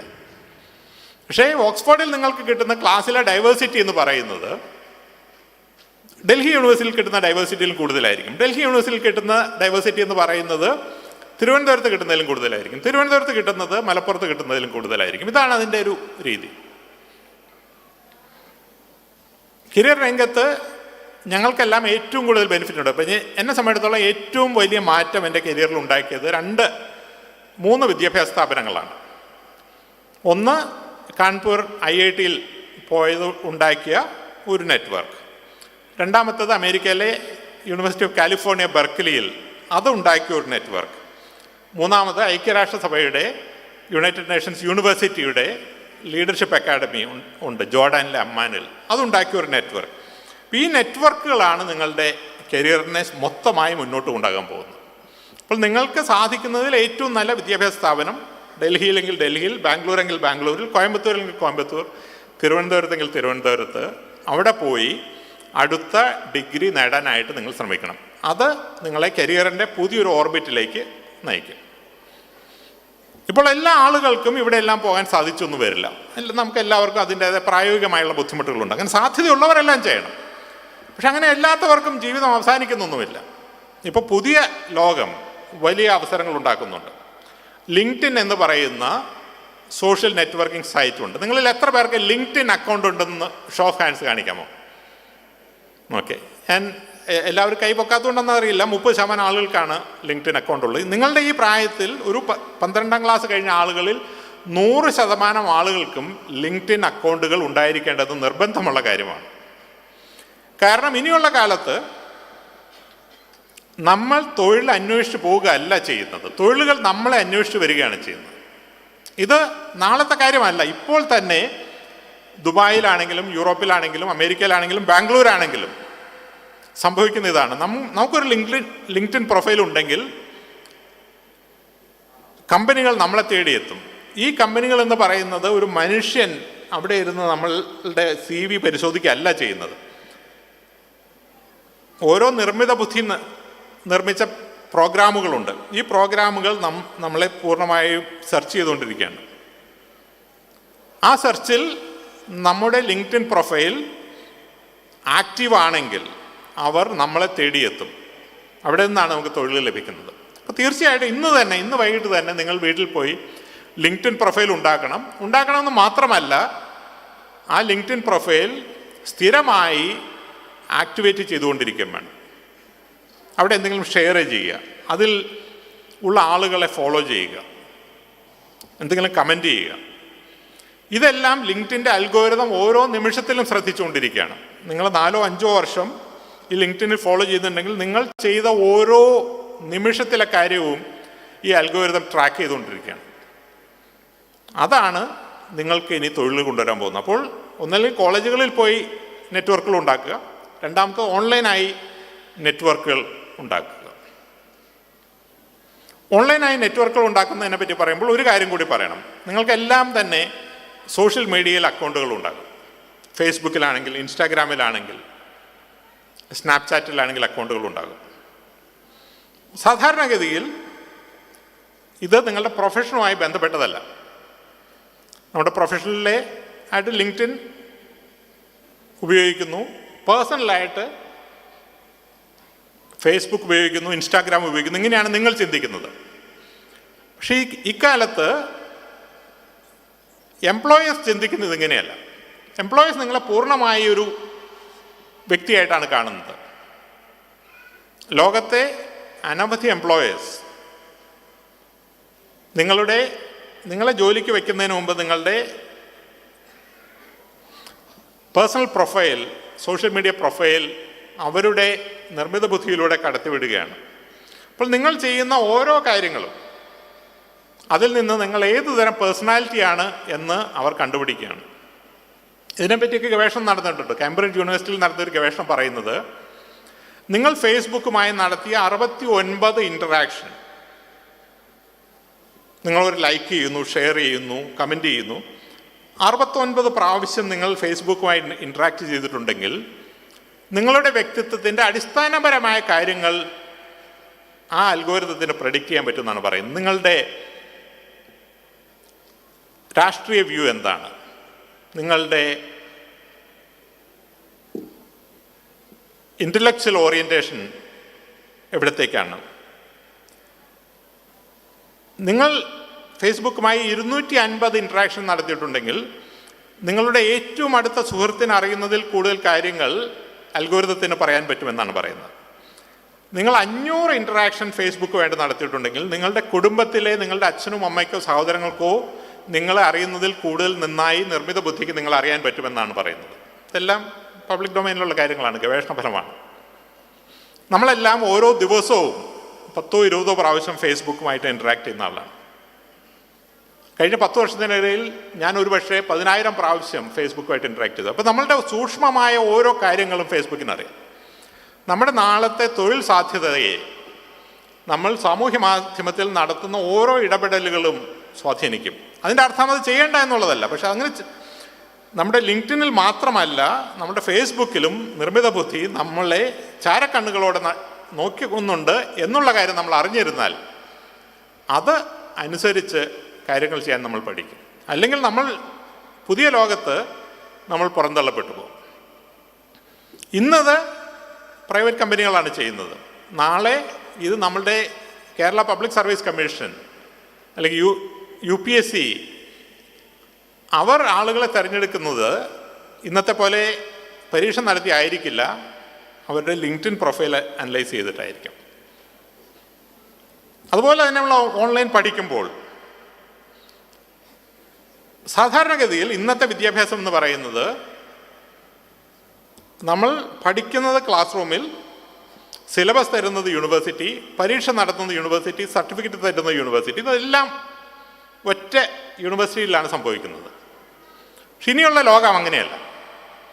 ഇനിയുള്ള ലോകത്ത് നമ്മുടെ സിലബസ് തീരുമാനിക്കുന്നത് ആ പ്രൊഫഷനിലുള്ള ആളുകളായിരിക്കും. മെഡിക്കൽ സിലബസ് തീരുമാനിക്കുന്ന മെഡിക്കൽ കൗൺസിൽ ഓഫ് ഇന്ത്യ അതുതന്നെ ഗ്ലോബൽ ആയിട്ടുള്ള സംവിധാനങ്ങളായിരിക്കും. അപ്പോൾ അമേരിക്കയിലെ മെഡിക്കൽ കൗൺസിൽ എന്ത് തീരുമാനിക്കുന്നു അതായിരിക്കും ലോകത്ത് ഇനി മെഡിസിൻ്റെ സിലബസായി മാറാൻ പോകുന്നത്. പഠിപ്പിക്കുന്നത് ലോകത്ത് എവിടെയുള്ള മെഡിക്കൽ കോളേജുകളാവാം, പെരിന്തൽമണ്ണയിലുള്ളതാവാം, മഞ്ചേരിയിലുള്ളതാകാം, കോഴിക്കോടുള്ളതാകാം. പക്ഷേ ഇവരുടെ പരീക്ഷ നടത്തുന്നതും ഇവരെ റേറ്റ് ചെയ്യുന്നതും തിരിച്ച് അന്താരാഷ്ട്രമായിട്ടുള്ള സംവിധാനങ്ങളായിരിക്കും. ഇപ്പോൾ തന്നെ ലിങ്ക്ഡിനിൽ പോയി കഴിഞ്ഞിട്ടുണ്ടെങ്കിൽ അവരുടെ സർട്ടിഫിക്കേഷൻ സ്കീമുണ്ട്. നമ്മൾ എക്സൽ അറിയാവുന്ന ഒരാളാണെന്ന് എക്സലിൻ്റെ സർട്ടിഫിക്കറ്റ് നമുക്ക് വാങ്ങാം, ലിങ്ക്ഡിൻ്റെ സർട്ടിഫിക്കറ്റ് വാങ്ങാം. തൊഴിൽ കമ്പോളത്തിൽ നിങ്ങളുടെ ലിങ്ക്ഡിൻ സർട്ടിഫിക്കറ്റിനായിരിക്കാം കൂടുതൽ വാല്യൂ, നിങ്ങൾ ലോക്കൽ ഇൻസ്റ്റിറ്റ്യൂട്ടിൽ പഠിച്ചതിലായിരിക്കില്ല. ഞാൻ യൂണിവേഴ്സിറ്റി റാങ്കിങ്ങിനെ പറ്റി ആദ്യമേ പറഞ്ഞു. ലോകത്ത് 10,000 യൂണിവേഴ്സിറ്റികളുണ്ട്. കേരളത്തിലെ ഒരു യൂണിവേഴ്സിറ്റികൾ പോലും ആദ്യത്തെ 1000 യൂണിവേഴ്സിറ്റികളിൽ പോലുമില്ല. ജവഹർലാൽ നെഹ്റു യൂണിവേഴ്സിറ്റി 370 തോന്നുന്നു. അപ്പോൾ നമ്മൾ അന്താരാഷ്ട്രമായൊരു തൊഴിലിന് വേണ്ടിയിട്ട് ശ്രമിക്കുമ്പോൾ ലോകത്തൊട്ടും അറിയപ്പെടാത്തൊരു യൂണിവേഴ്സിറ്റിയിൽ നിന്ന് ആണ് നമുക്ക് ബിരുദം കിട്ടുന്നതെങ്കിൽ തീർച്ചയായിട്ടും അതിനൊരു വാല്യൂ ഉണ്ടാകില്ല.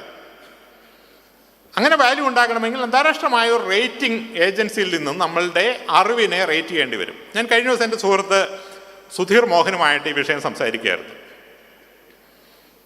ഇപ്പം IT രംഗത്ത് ചില റേറ്റിംഗ് ഏജൻസികളുണ്ട്.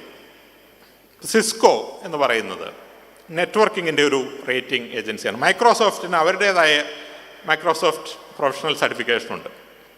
ഗൂഗിളിൻ്റെ ക്ലൗഡ് സർട്ടിഫിക്കേഷനുണ്ട്. ഈ സർട്ടിഫിക്കറ്റുകൾ ഏതെങ്കിലും നിങ്ങൾക്കുണ്ടെങ്കിൽ ജോലി 100% ഉറപ്പാണ്. ഇങ്ങനെയുള്ള സർട്ടിഫിക്കേഷനുള്ള ആളുകളെ, അപ്പോൾ ഈ സർട്ടിഫിക്കേഷൻ കേരള യൂണിവേഴ്സിറ്റി നൽകുന്നതല്ല, JNU നൽകുന്നതല്ല, ഹാർവാർഡ് നൽകുന്നതല്ല, യൂണിവേഴ്സിറ്റി പോലുമല്ല. പക്ഷേ തൊഴിൽ കമ്പോളത്തിന് ആവശ്യം ഈ തൊഴിൽ അറിയാമെന്ന് ഇതുപോലുള്ള പ്രൊഫഷണൽ ഏജൻസികൾ സർട്ടിഫൈ ചെയ്യുന്നതാണ്. നാളത്തെ ലോകം അതായിരിക്കും. അപ്പം നിങ്ങൾക്ക് വിജ്ഞാനം എവിടെ നിന്നും എടുക്കാം, ഓൺലൈനായിട്ട് എടുക്കാം, ക്ലാസ് റൂമിൽ പോയി എടുക്കാം, നിങ്ങളുടെ യൂണിവേഴ്സിറ്റിയിൽ പഠിക്കാം, അടുത്തുള്ള കോളേജിൽ പോയി പഠിക്കാം. പക്ഷേ നിങ്ങളെ റേറ്റ് ചെയ്യപ്പെടുന്നത് അന്താരാഷ്ട്രമായി എംപ്ലോയേഴ്സ് മാർക്കറ്റ് ചെയ്യുന്ന, പ്രിഫർ ചെയ്യുന്ന ഒരു രീതിയായിരിക്കും. അപ്പോൾ ഇത് നിങ്ങൾ ശ്രദ്ധിക്കേണ്ടതാണ്. എവിടെയാണ് തൊഴിലിന് ആവശ്യം, ഏത് സർട്ടിഫിക്കേഷനാണ് അവർ സ്വീകരിക്കാൻ സാധ്യതയുള്ളത്, ആ സർട്ടിഫിക്കേഷൻ ലഭിക്കാനായിട്ട് ശ്രമിക്കണം. മൂന്നാമത്തത് ഞാൻ ആദ്യമേ പറഞ്ഞു, ജീവിതകാലം മുഴുവനുള്ള എഡ്യൂക്കേഷനാണ്. അപ്പോൾ നമ്മൾ ഡിഗ്രി എടുത്തു, ഇപ്പോൾ തന്നെ PGക്ക് പോകണമെന്ന് നമ്മൾ നിർബന്ധം പിടിക്കേണ്ട കാര്യമില്ല. ഒരു തൊഴിലിന് അവസരമുണ്ടെങ്കിൽ തീർച്ചയായിട്ടും ആ തൊഴിൽ രംഗത്തേക്ക് മാറും.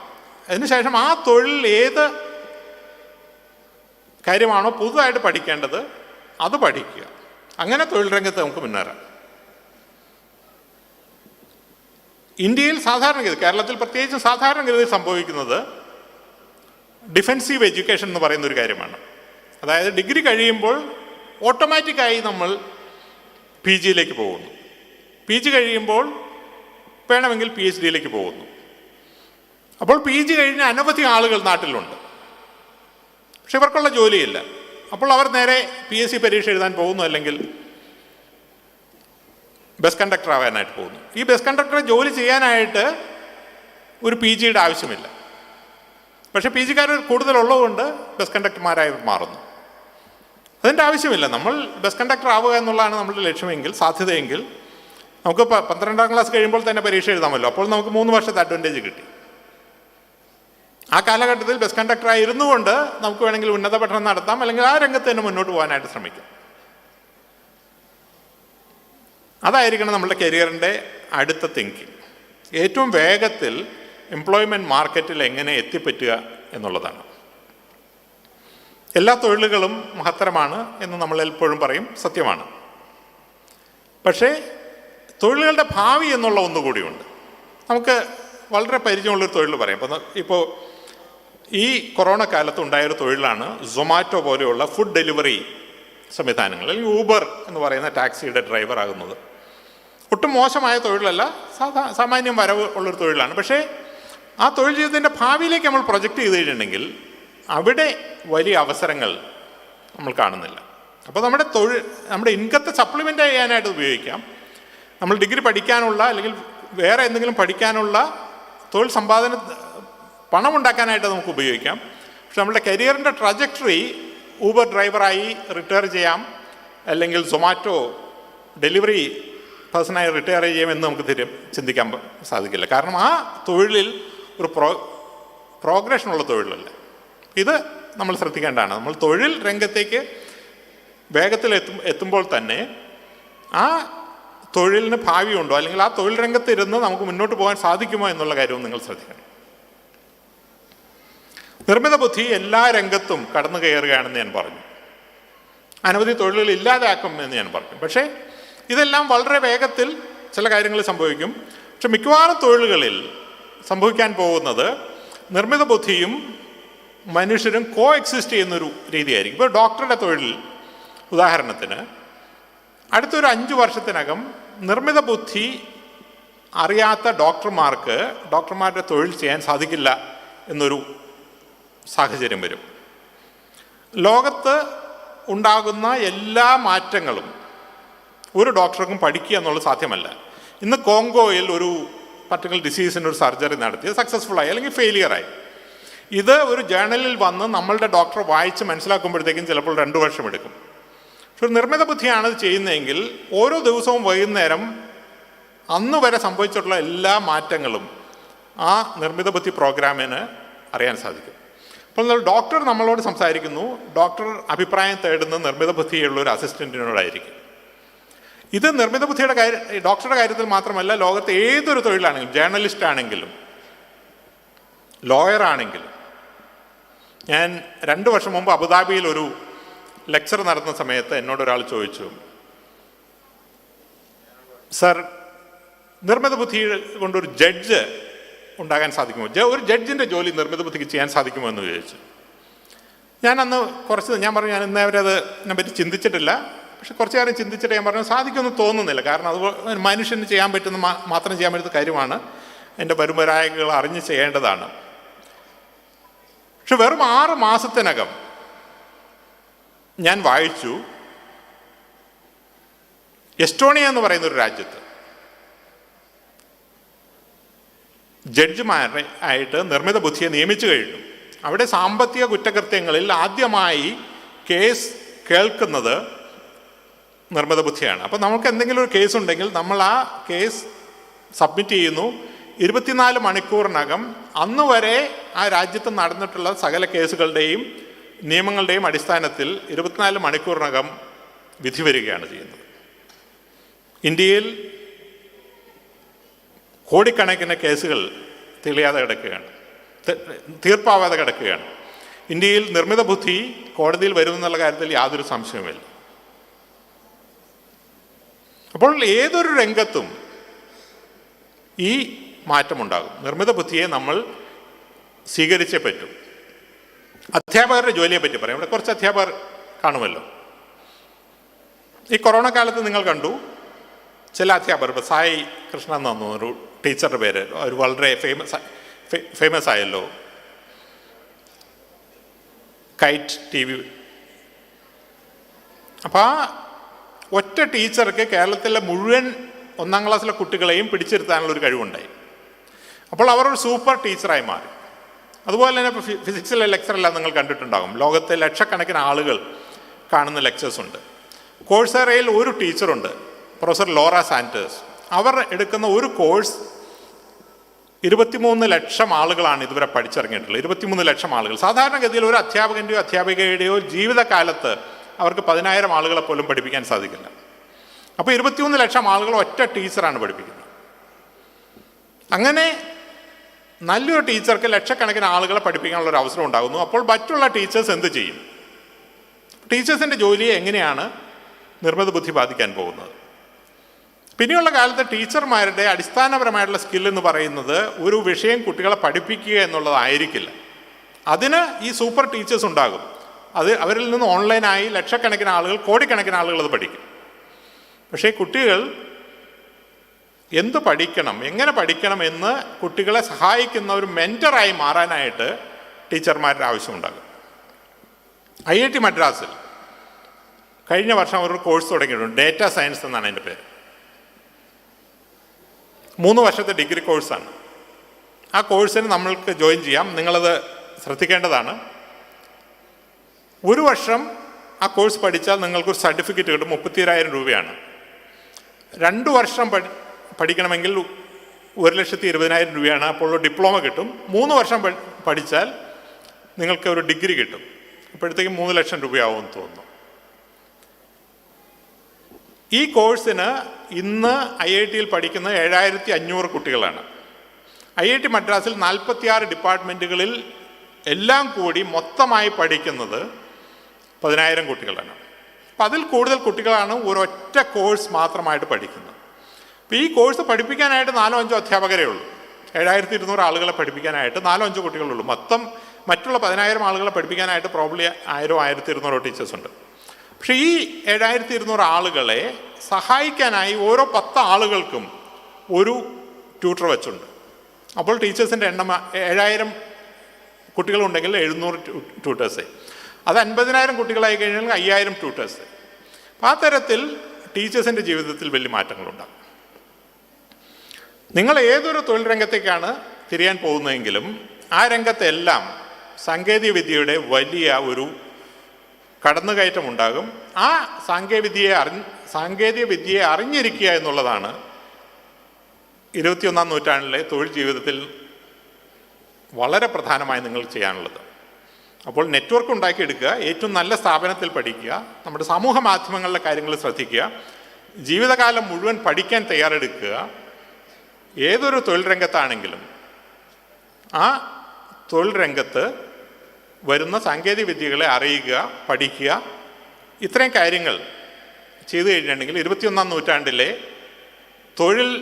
നിങ്ങളുടെ തൊഴിൽ ജീവിതം തീർച്ചയായിട്ടും വളരെ നല്ലതാക്കി മാറ്റാൻ സാധിക്കും. ഞാൻ ആദ്യം പറഞ്ഞ പോലെ ഇത് നിങ്ങൾ ചെയ്തില്ലെങ്കിൽ മറ്റാരെങ്കിലും ഇത് ചെയ്യും. അവർ തൊഴിൽ രംഗത്ത് മുന്നേറും. നമ്മൾ പുറകിലാകുമെന്ന് മാത്രമല്ല, തൊഴിലില്ലാത്ത ഒരു തലമുറയായി മാറും. അത് ആരാണോ മുൻകൈ എടുക്കുന്നത് അവർക്ക് തൊഴിലുണ്ടാകും, മറ്റുള്ള ആളുകൾക്ക് തൊഴിലേ ഉണ്ടാകില്ല. അങ്ങനെ ഒരു ലോകമാണ് ഉണ്ടാകാൻ പോകുന്നത്. ധാരാളം പെൺകുട്ടികളുള്ളതുകൊണ്ട് ഒരു കാര്യം കൂടി പറഞ്ഞ് ഞാൻ എൻ്റെ ഇത് അവസാനിപ്പിക്കുകയാണ്. അതിനുശേഷം ചോദ്യങ്ങളുണ്ടെങ്കിൽ അതിന് ഉത്തരം പറയാം. എന്തുകൊണ്ടാണ് ഇപ്പോൾ കേരളത്തിലെ ഉന്നത വിദ്യാഭ്യാസ രംഗത്തെ സ്പീക്കർ പറഞ്ഞു ധാരാളം സ്ത്രീകളുണ്ട്. 70% പെൺകുട്ടികളാണ് ഉന്നത വിദ്യാഭ്യാസ രംഗത്ത്. ഡിഗ്രി കഴിഞ്ഞാൽ PG രംഗത്ത് 70% പെൺകുട്ടികളാണ്. പക്ഷെ തൊഴിൽ രംഗം എടുത്തു കഴിഞ്ഞിട്ടുണ്ടെങ്കിൽ അത് താഴേക്ക് വരും. തൊഴിൽ മുകളിലേക്ക് പോകും തോറും അത് കൂടുതൽ താഴേക്ക് വരും. ഒരു കോർപ്പറേറ്റ് ലെവൽ മാനേജിംഗ് ഡയറക്ടർ ലെവലിലേക്ക് വരുമ്പോഴേക്കും സ്ത്രീകളുടെ എണ്ണം വളരെ വളരെ വളരെ കുറവാകും. ലോകത്തിൽ തന്നെ ശരിയാണ്, കേരളത്തിൽ പ്രത്യേകിച്ചും.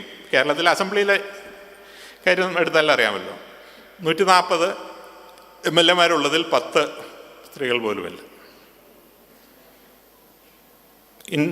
കേരളത്തിൽ 20 MP മാരുള്ളതിൽ ഒരാളാണ് എന്ന് തോന്നുന്നു, 5% സ്ത്രീകളുള്ളത്. അപ്പോൾ എന്തുകൊണ്ടാണ് വിദ്യാഭ്യാസമുള്ള സ്ത്രീകൾ അനവധി ഉണ്ടായിട്ടും അവർ തൊഴിൽ രംഗത്ത് മുന്നേറാത്തത് എന്നുള്ളതിനെ പറ്റി ഷെറിൽ സാൻഡേഴ്സ് എന്ന് പറയുന്ന ഫേസ്ബുക്കിൻ്റെ ചീഫ് ഓപ്പറേറ്റിംഗ് ഓഫീസറായിട്ടുള്ള ഒരു സ്ത്രീ ഒരു പുസ്തകം എഴുതിയിട്ടുണ്ട്. നിങ്ങളത് വായിച്ചിട്ടില്ലെങ്കിൽ വായിക്കണം. ലീൻ ഇൻ എന്നാണ് പുസ്തകത്തിൻ്റെ പേര്.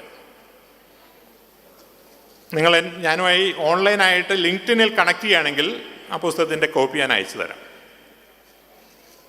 ഈ ഓഡിയൻസിലുള്ള എല്ലാ പെൺകുട്ടികളും വായിച്ചിരിക്കേണ്ട പുസ്തകമാണ്. എന്തുകൊണ്ടാണ് സ്ത്രീകൾ തൊഴിൽ രംഗത്ത് അറിവും കഴിവും വിദ്യാഭ്യാസവും ഉണ്ടായിട്ട് മുന്നോട്ട് പോകാത്തത്?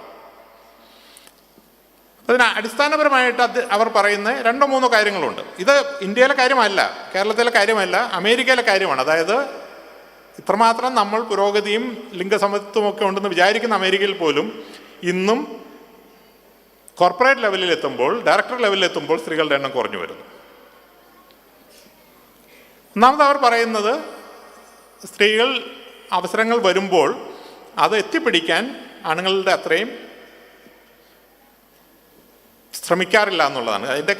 അതിൻ്റെ കാരണം അവർ പറയുന്നത് ഒരു തൊഴിലിന് പൂർണ്ണമായും സജ്ജമായി എന്ന് സ്ത്രീകൾക്ക് തോന്നുന്ന സമയത്ത് മാത്രമേ അവർ ഒരു പ്രൊമോഷൻ കിട്ടിയാൽ അക്സെപ്റ്റ് ചെയ്യുള്ളൂ. ആണുങ്ങളുടെ കാര്യത്തിൽ അവർ പ്രൊമോഷൻ വരുന്ന വഴി ചാടിപ്പിടിക്കും. അതിനുശേഷം അവർ നന്നായി ചെയ്താലും ഇല്ലെങ്കിലും അത് സ്ഥാപനത്തിനാണ് പോകുന്നത്. പക്ഷേ സ്ത്രീകൾ അങ്ങനെയല്ല, അവർക്ക് ഉറപ്പ് വരുന്ന സമയത്ത് മാത്രമേ അവർ ആ തൊഴിൽ ചെയ്യുള്ളൂ. ആ കെയർ എടുക്കുന്നതുകൊണ്ടാണ്. രണ്ടാമത്തത് അവർ പറയുന്നത് നെറ്റ്വർക്കിൻ്റെ അഭാവമാണ്.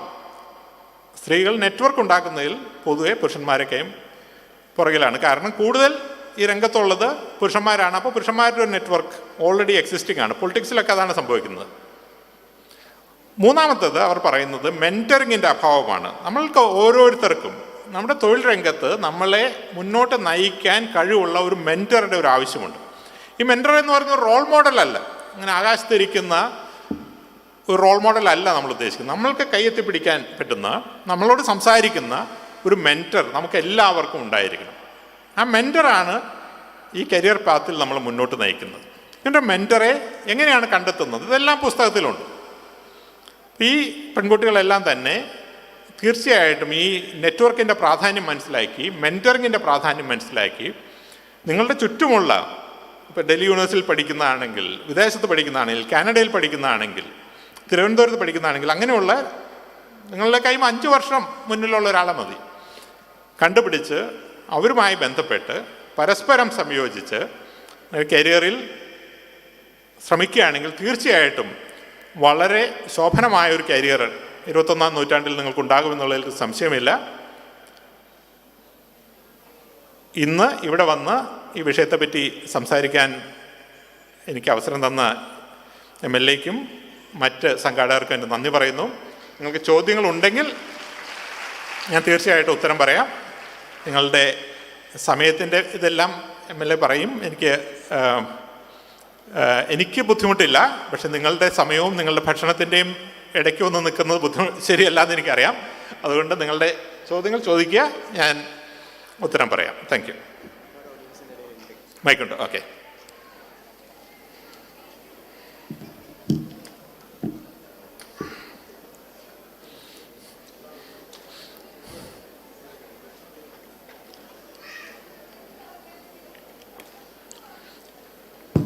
Hello. Yes. Hello, sir. Nice to meet you. Thank you. ഞാൻ നിസ്ല അബൂബക്കർ, +1 ഹ്യൂമാനിറ്റീസ് വിദ്യാർത്ഥിനിയാണ്. Very good. എനിക്ക് ചോദിക്കാനുള്ളത്, സാറ് പറഞ്ഞു സെൻട്രൽ യൂണിവേഴ്സിറ്റികളിൽ, ഇങ്ങനെ കൂടുതൽ അപ്രൂവ്ഡ് ആയിട്ടുള്ള യൂണിവേഴ്സിറ്റികളിൽ പഠിച്ചാൽ എന്തായാലും അതിനുള്ള പ്രയോറിറ്റീസ് നമുക്ക് ഹയർ എഡ്യൂക്കേഷൻ അല്ലെങ്കിൽ ഹയർ ഓപ്പർച്യൂണിറ്റീസിൽ നമുക്ക് ലഭിക്കും എന്നുള്ളത്. പക്ഷെ ഒത്തിരി പേര് സോഷ്യൽ ബാക്ക്ഗ്രൗണ്ട് അല്ലെങ്കിൽ പല റീസൺ കാരണം പുറകോട്ട് അല്ലെങ്കിൽ ഇങ്ങനെ കൂടുതൽ അപ്രൂവ്ഡ് ആയിട്ടല്ലാത്ത, അറിയപ്പെടാത്ത അല്ലെങ്കിൽ റാങ്കിങ്ങിൽ ഇല്ലാത്ത കോളേജുകളിൽ പഠിക്കുന്നുണ്ടാവും. പക്ഷെ അവർ എക്സ്ട്രീംലി സ്കിൽഡ് ആവാൻ ചാൻസ് ഉണ്ട്.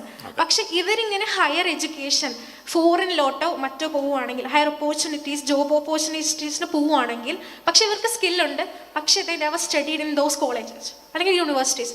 അവർ ഇങ്ങനെ പ്രയോറിറ്റി കിട്ടാത്തത് കൊണ്ട് അവർക്കൊരു ഫെയർ ആയിട്ടുള്ള ഒരു സമീപനം അവർക്ക് കിട്ടാൻ ചാൻസ് കുറവല്ലേ.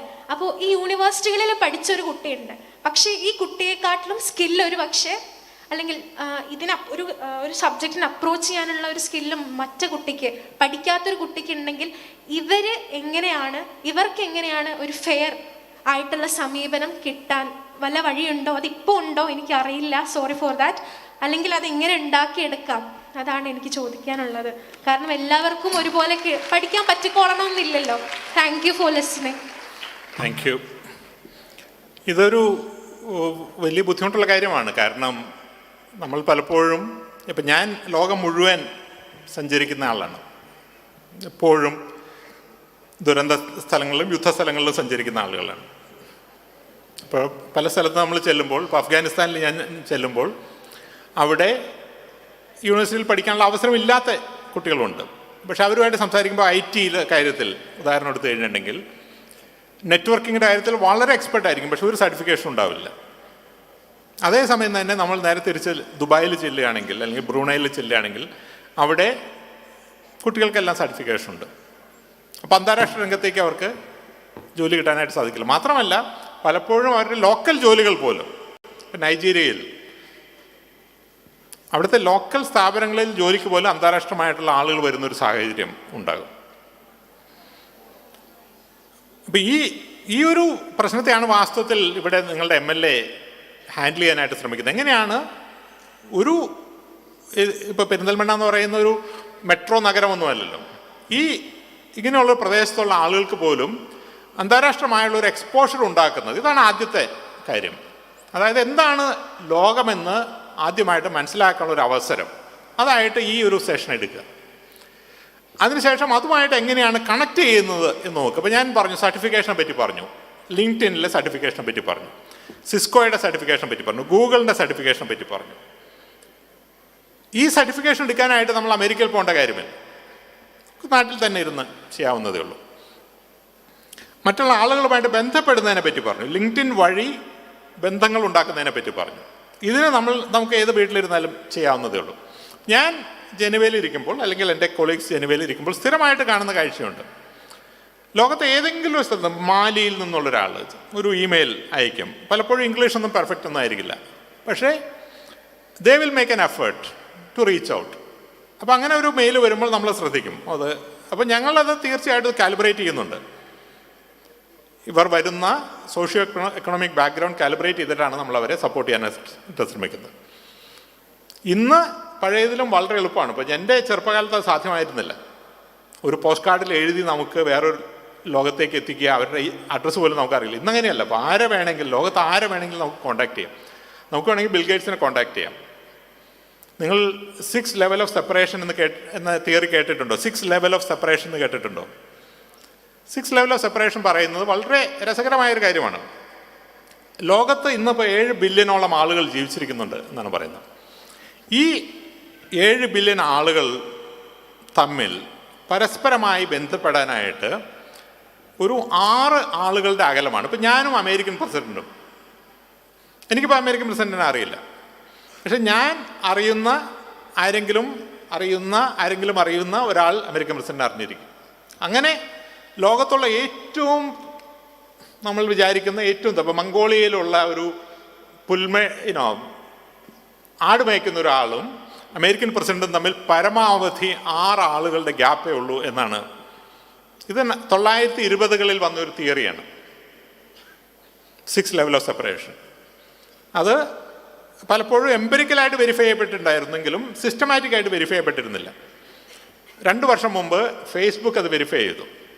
അപ്പോൾ ഫേസ്ബുക്ക് വെരിഫൈ ചെയ്തപ്പോൾ കിട്ടിയ വിഷയമെന്ന് പറയുന്നത് അതിലും അതിശയകരമായിരുന്നു. വാസ്തവത്തിൽ ലോകത്തെ ആളുകൾ തമ്മിൽ 6 ലെവൽ സെപ്പറേഷൻ പോലുമില്ല, 4.1 ലെവൽ സെപ്പറേഷൻ ഉള്ളൂ എന്നാണ് പറയുന്നത്. അതായത് ഞാൻ പറയുന്നത് ലോകത്തെ ഇന്ന് ആരെയും റീച്ച് ഔട്ട് ചെയ്യാനായിട്ട് നമുക്ക് വലിയൊരു ഗ്യാപ്പില്ല. നമ്മളൊന്ന് കൈ പൊക്കി കഴിഞ്ഞിട്ടുണ്ടെങ്കിൽ അവിടെ എത്തും. പക്ഷേ അങ്ങനെ പൊക്കണമെന്നൊരു തോന്നൽ നമുക്കുണ്ടാകണം. അതിന് ഇതുപോലെയുള്ള അവസരങ്ങൾ ഇവിടെ നിന്ന് തുടങ്ങുക. ലിങ്ക്ഡിനിൽ പോവുക. ലിങ്ക്ഡിനിൽ നിന്ന് നിങ്ങൾക്ക് എവിടെയാണോ എത്തേണ്ടത് അവിടെ പോയി കണക്ട് ചെയ്യുക. അവിടെ പോയി കണക്ട് ചെയ്യുക. You will reach there. Thank you. നമസ്കാരം സാർ, എൻ്റെ പേര് നിസാമുദ്ദീൻ എന്നാണ്. ബൈ പ്രൊഫഷൻ ടീച്ചറാണ്. 2 ചോദ്യമാണ് ചോദിക്കാനുള്ളത്. ഒന്നാമത്തത്, സാർ നേരത്തെ ഓൺലൈൻ ലേണിംഗ് സെൻറ്ററുകളെ കുറിച്ച് പറഞ്ഞു. അപ്പം അതുമായി ബന്ധപ്പെട്ട് റീസെൻ്റായിട്ട് ഇന്ത്യയിൽ വന്നൊരു റിപ്പോർട്ടിൽ പറയുന്നുണ്ട്, ഇന്ത്യയിൽ ഒരുപാട് യൂണിവേഴ്സിറ്റികൾ പൂട്ടിപ്പോവും. അതിൽ നമ്മുടെ കാലിക്കറ്റ് യൂണിവേഴ്സിറ്റിയൊക്കെ വരെ പൂട്ടിപ്പോകും എന്നുള്ള റിപ്പോർട്ടാണ് പറയുന്നത്. അപ്പോൾ ഇത്തരത്തിലൊരു ഓൺലൈൻ ലേണിംഗ് സെൻ്റർ അല്ലെങ്കിൽ ഡിജിറ്റൽ ലിറ്ററസി വരുമ്പോൾ നമ്മുടെ നാട്ടിലെ കുട്ടികൾ അതിനെങ്ങനെയാണ് ബാലൻസ് ചെയ്യേണ്ടത്? രണ്ടാമത്തെ ചോദ്യം, ജെ.എസ്. അടൂർ സാറിൻ്റെ ഒരു സെഷനിൽ കേട്ടതാണ്. അപ്പോൾ നമ്മുടെ നാട്ടിലെ കുട്ടികളുടെ പ്രധാനപ്പെട്ട ഒരു വിനോദമാണ് 50 ലക്ഷം 60 ലക്ഷം കൊടുത്ത് വിദേശത്ത് പോയിട്ട് പഠിക്കുക. പക്ഷേ അതൊരിക്കലും അവർക്ക് വിദേശത്തെ നല്ല യൂണിവേഴ്സിറ്റികൾ ഒരിക്കലും എത്തിപ്പെടാൻ സാധിക്കില്ല. അപ്പോൾ അദ്ദേഹം പറയുന്നത് ആ പൈസ ഇന്ത്യയിൽ കൊടുത്ത് ഇവിടെ പഠിക്കുകയാണെങ്കിൽ ഇൻവെസ്റ്റ് ചെയ്യുകയാണെങ്കിൽ അതിനേക്കാളും കൂടുതൽ നമുക്ക് ലാഭം ഉണ്ടാക്കാൻ കഴിയുന്നതാണ്. അപ്പോൾ ഇത്തരത്തിൽ ലോകത്തിലെ ഫസ്റ്റ്, സെക്കൻഡ്, തേർഡ് റാങ്കിങ്ങിലുള്ള യൂണിവേഴ്സിറ്റിയിലേക്ക് എത്തിപ്പെടാൻ സാധാരണക്കാരായ കുട്ടികൾ എന്തൊക്കെ കാര്യങ്ങളാണ് ചെയ്യേണ്ടത്? Thank you. ആദ്യത്തെ കാര്യം, ഇന്ത്യയുടെ പുതിയ എഡ്യൂക്കേഷൻ പോളിസി പ്രകാരം അതിൻ്റെ കരടിൽ കൃത്യമായിട്ട് പറഞ്ഞിരുന്നു. അതായത് ഇന്ത്യയിലെ യൂണിവേഴ്സിറ്റികൾ പൂട്ടിപ്പോവുകയല്ല, വാസ്തവത്തിൽ അത് ഇരട്ടിക്കുകയാണ് ചെയ്യാൻ പോകുന്നത്. ഇന്ന് 1000 യൂണിവേഴ്സിറ്റികളുള്ളത് 2000 യൂണിവേഴ്സിറ്റികളാക്കും എന്നാണ് ഇന്ത്യയുടെ പുതിയ എഡ്യൂക്കേഷൻ പോളിസിയുടെ കരടിൽ പറഞ്ഞത്. ഫൈനലായി കഴിഞ്ഞപ്പോൾ ആ നമ്പർ അവർ എടുത്തു കളഞ്ഞു. പക്ഷേ യൂണിവേഴ്സിറ്റികളുടെ എണ്ണം കൂട്ടുമെന്ന് തന്നെയാണ് പറഞ്ഞത്. പക്ഷെ അവർ കൂട്ടുമെന്ന് പറഞ്ഞത് അഫിലിയേറ്റഡ് കോളേജുകളാണ്. അപ്പോൾ കാലിക്കറ്റ് യൂണിവേഴ്സിറ്റി അല്ലെങ്കിൽ കേരളത്തിലെ യൂണിവേഴ്സിറ്റികളുടെ സംവിധാനം എന്ന് പറയുന്നത് യൂണിവേഴ്സിറ്റികളിലല്ലല്ലോ ടീച്ചിങ് നടക്കുന്നത്. ടീച്ചിങ് നടക്കുന്ന ഇൻഡിവിജ്വൽ ആയിട്ടുള്ള കോളേജുകളിലാണ്.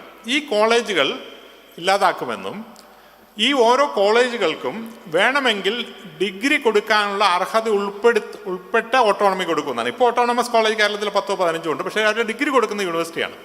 പക്ഷെ അതുകൂടി മാറ്റി ഡിഗ്രി കൊടുക്കാൻ ഉൾപ്പെടെയുള്ള അവകാശമുള്ള ഓട്ടോണമസ് കോളേജുകളാക്കി മാറ്റുമെന്നും ഇന്ന് 40,000 കോളേജുകളുള്ളതിനെ 10,000 ഓട്ടോണമസ് കോളേജുകളായി ചുരുക്കുമെന്നാണ് പറയുന്നത്.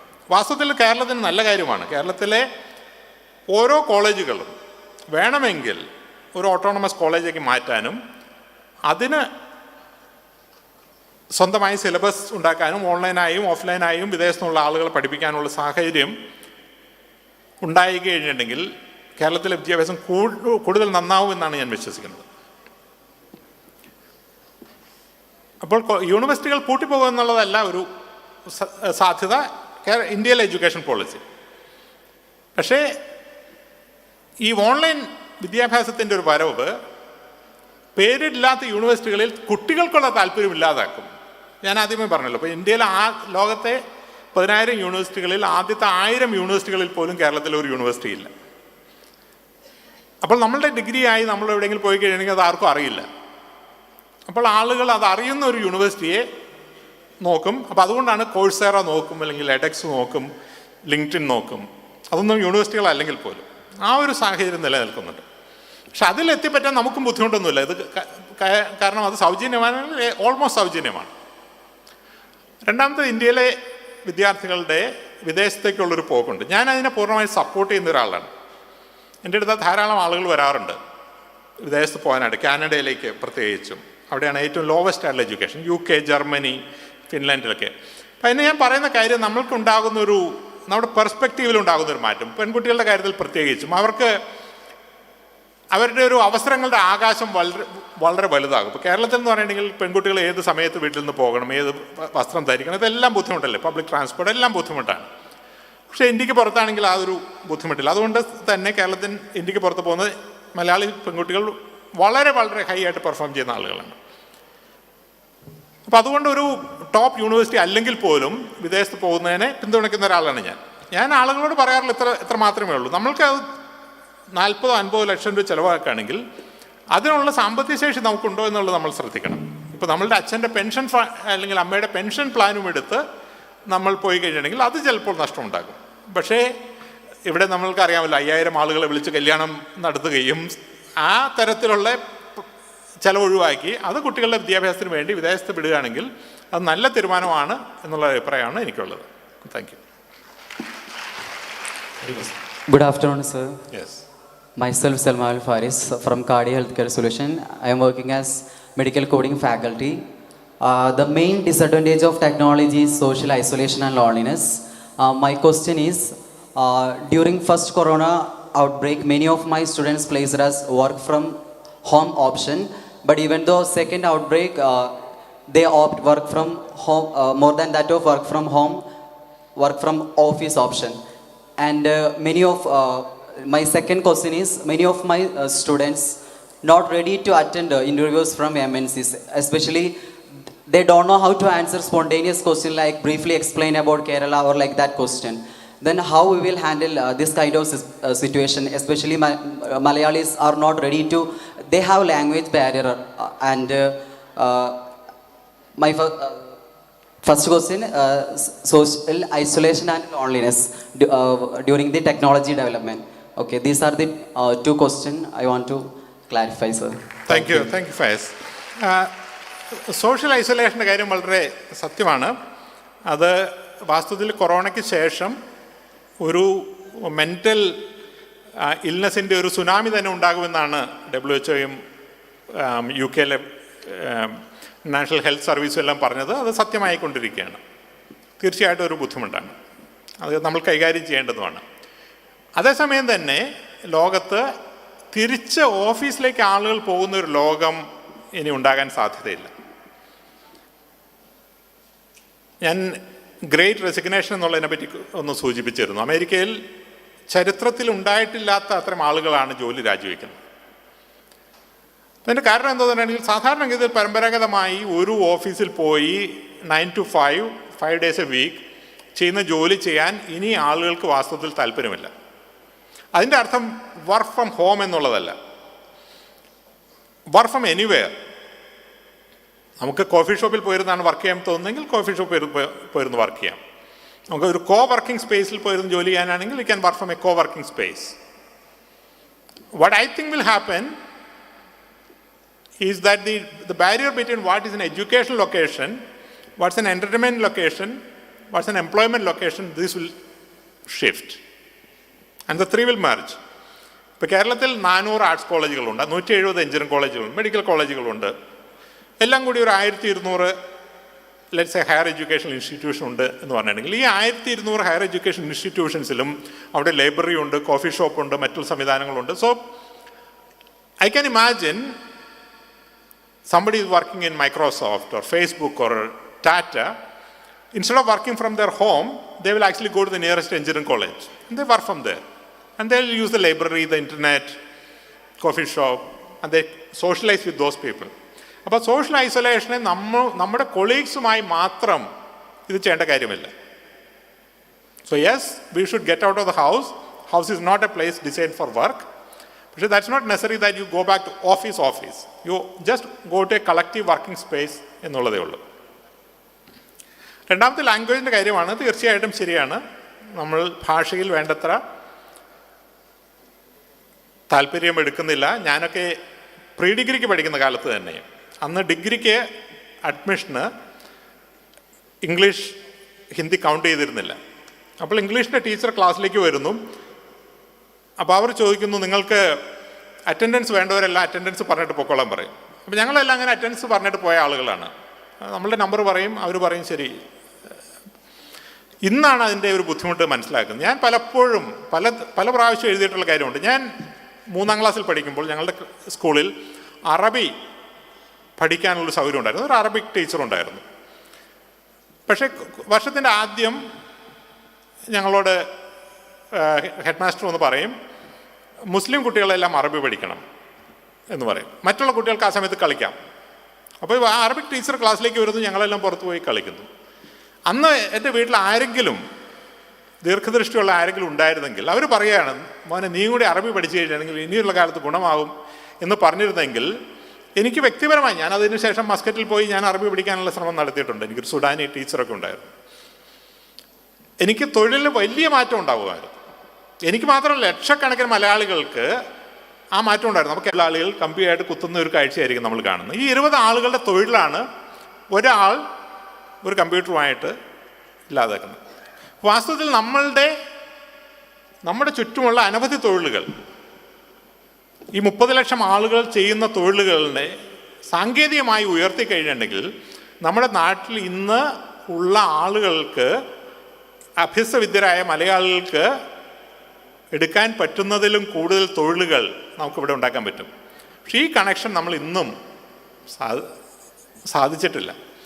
അതെങ്ങനെ ചെയ്യാം എന്നുള്ള കാര്യത്തിലാണ് MLA പോലുള്ള ആളുകൾ ദീർഘവീക്ഷണത്തോടെ അസംബ്ലിയിലൊക്കെ ഇടപെട്ട് നമ്മുടെ സമൂഹത്തെ ഒരു ഡിജിറ്റൽ ട്രാൻസ്ഫോർമേഷൻ ഉണ്ടാക്കണം എന്നുള്ളതാണ് എൻ്റെ ആഗ്രഹം. Thank you.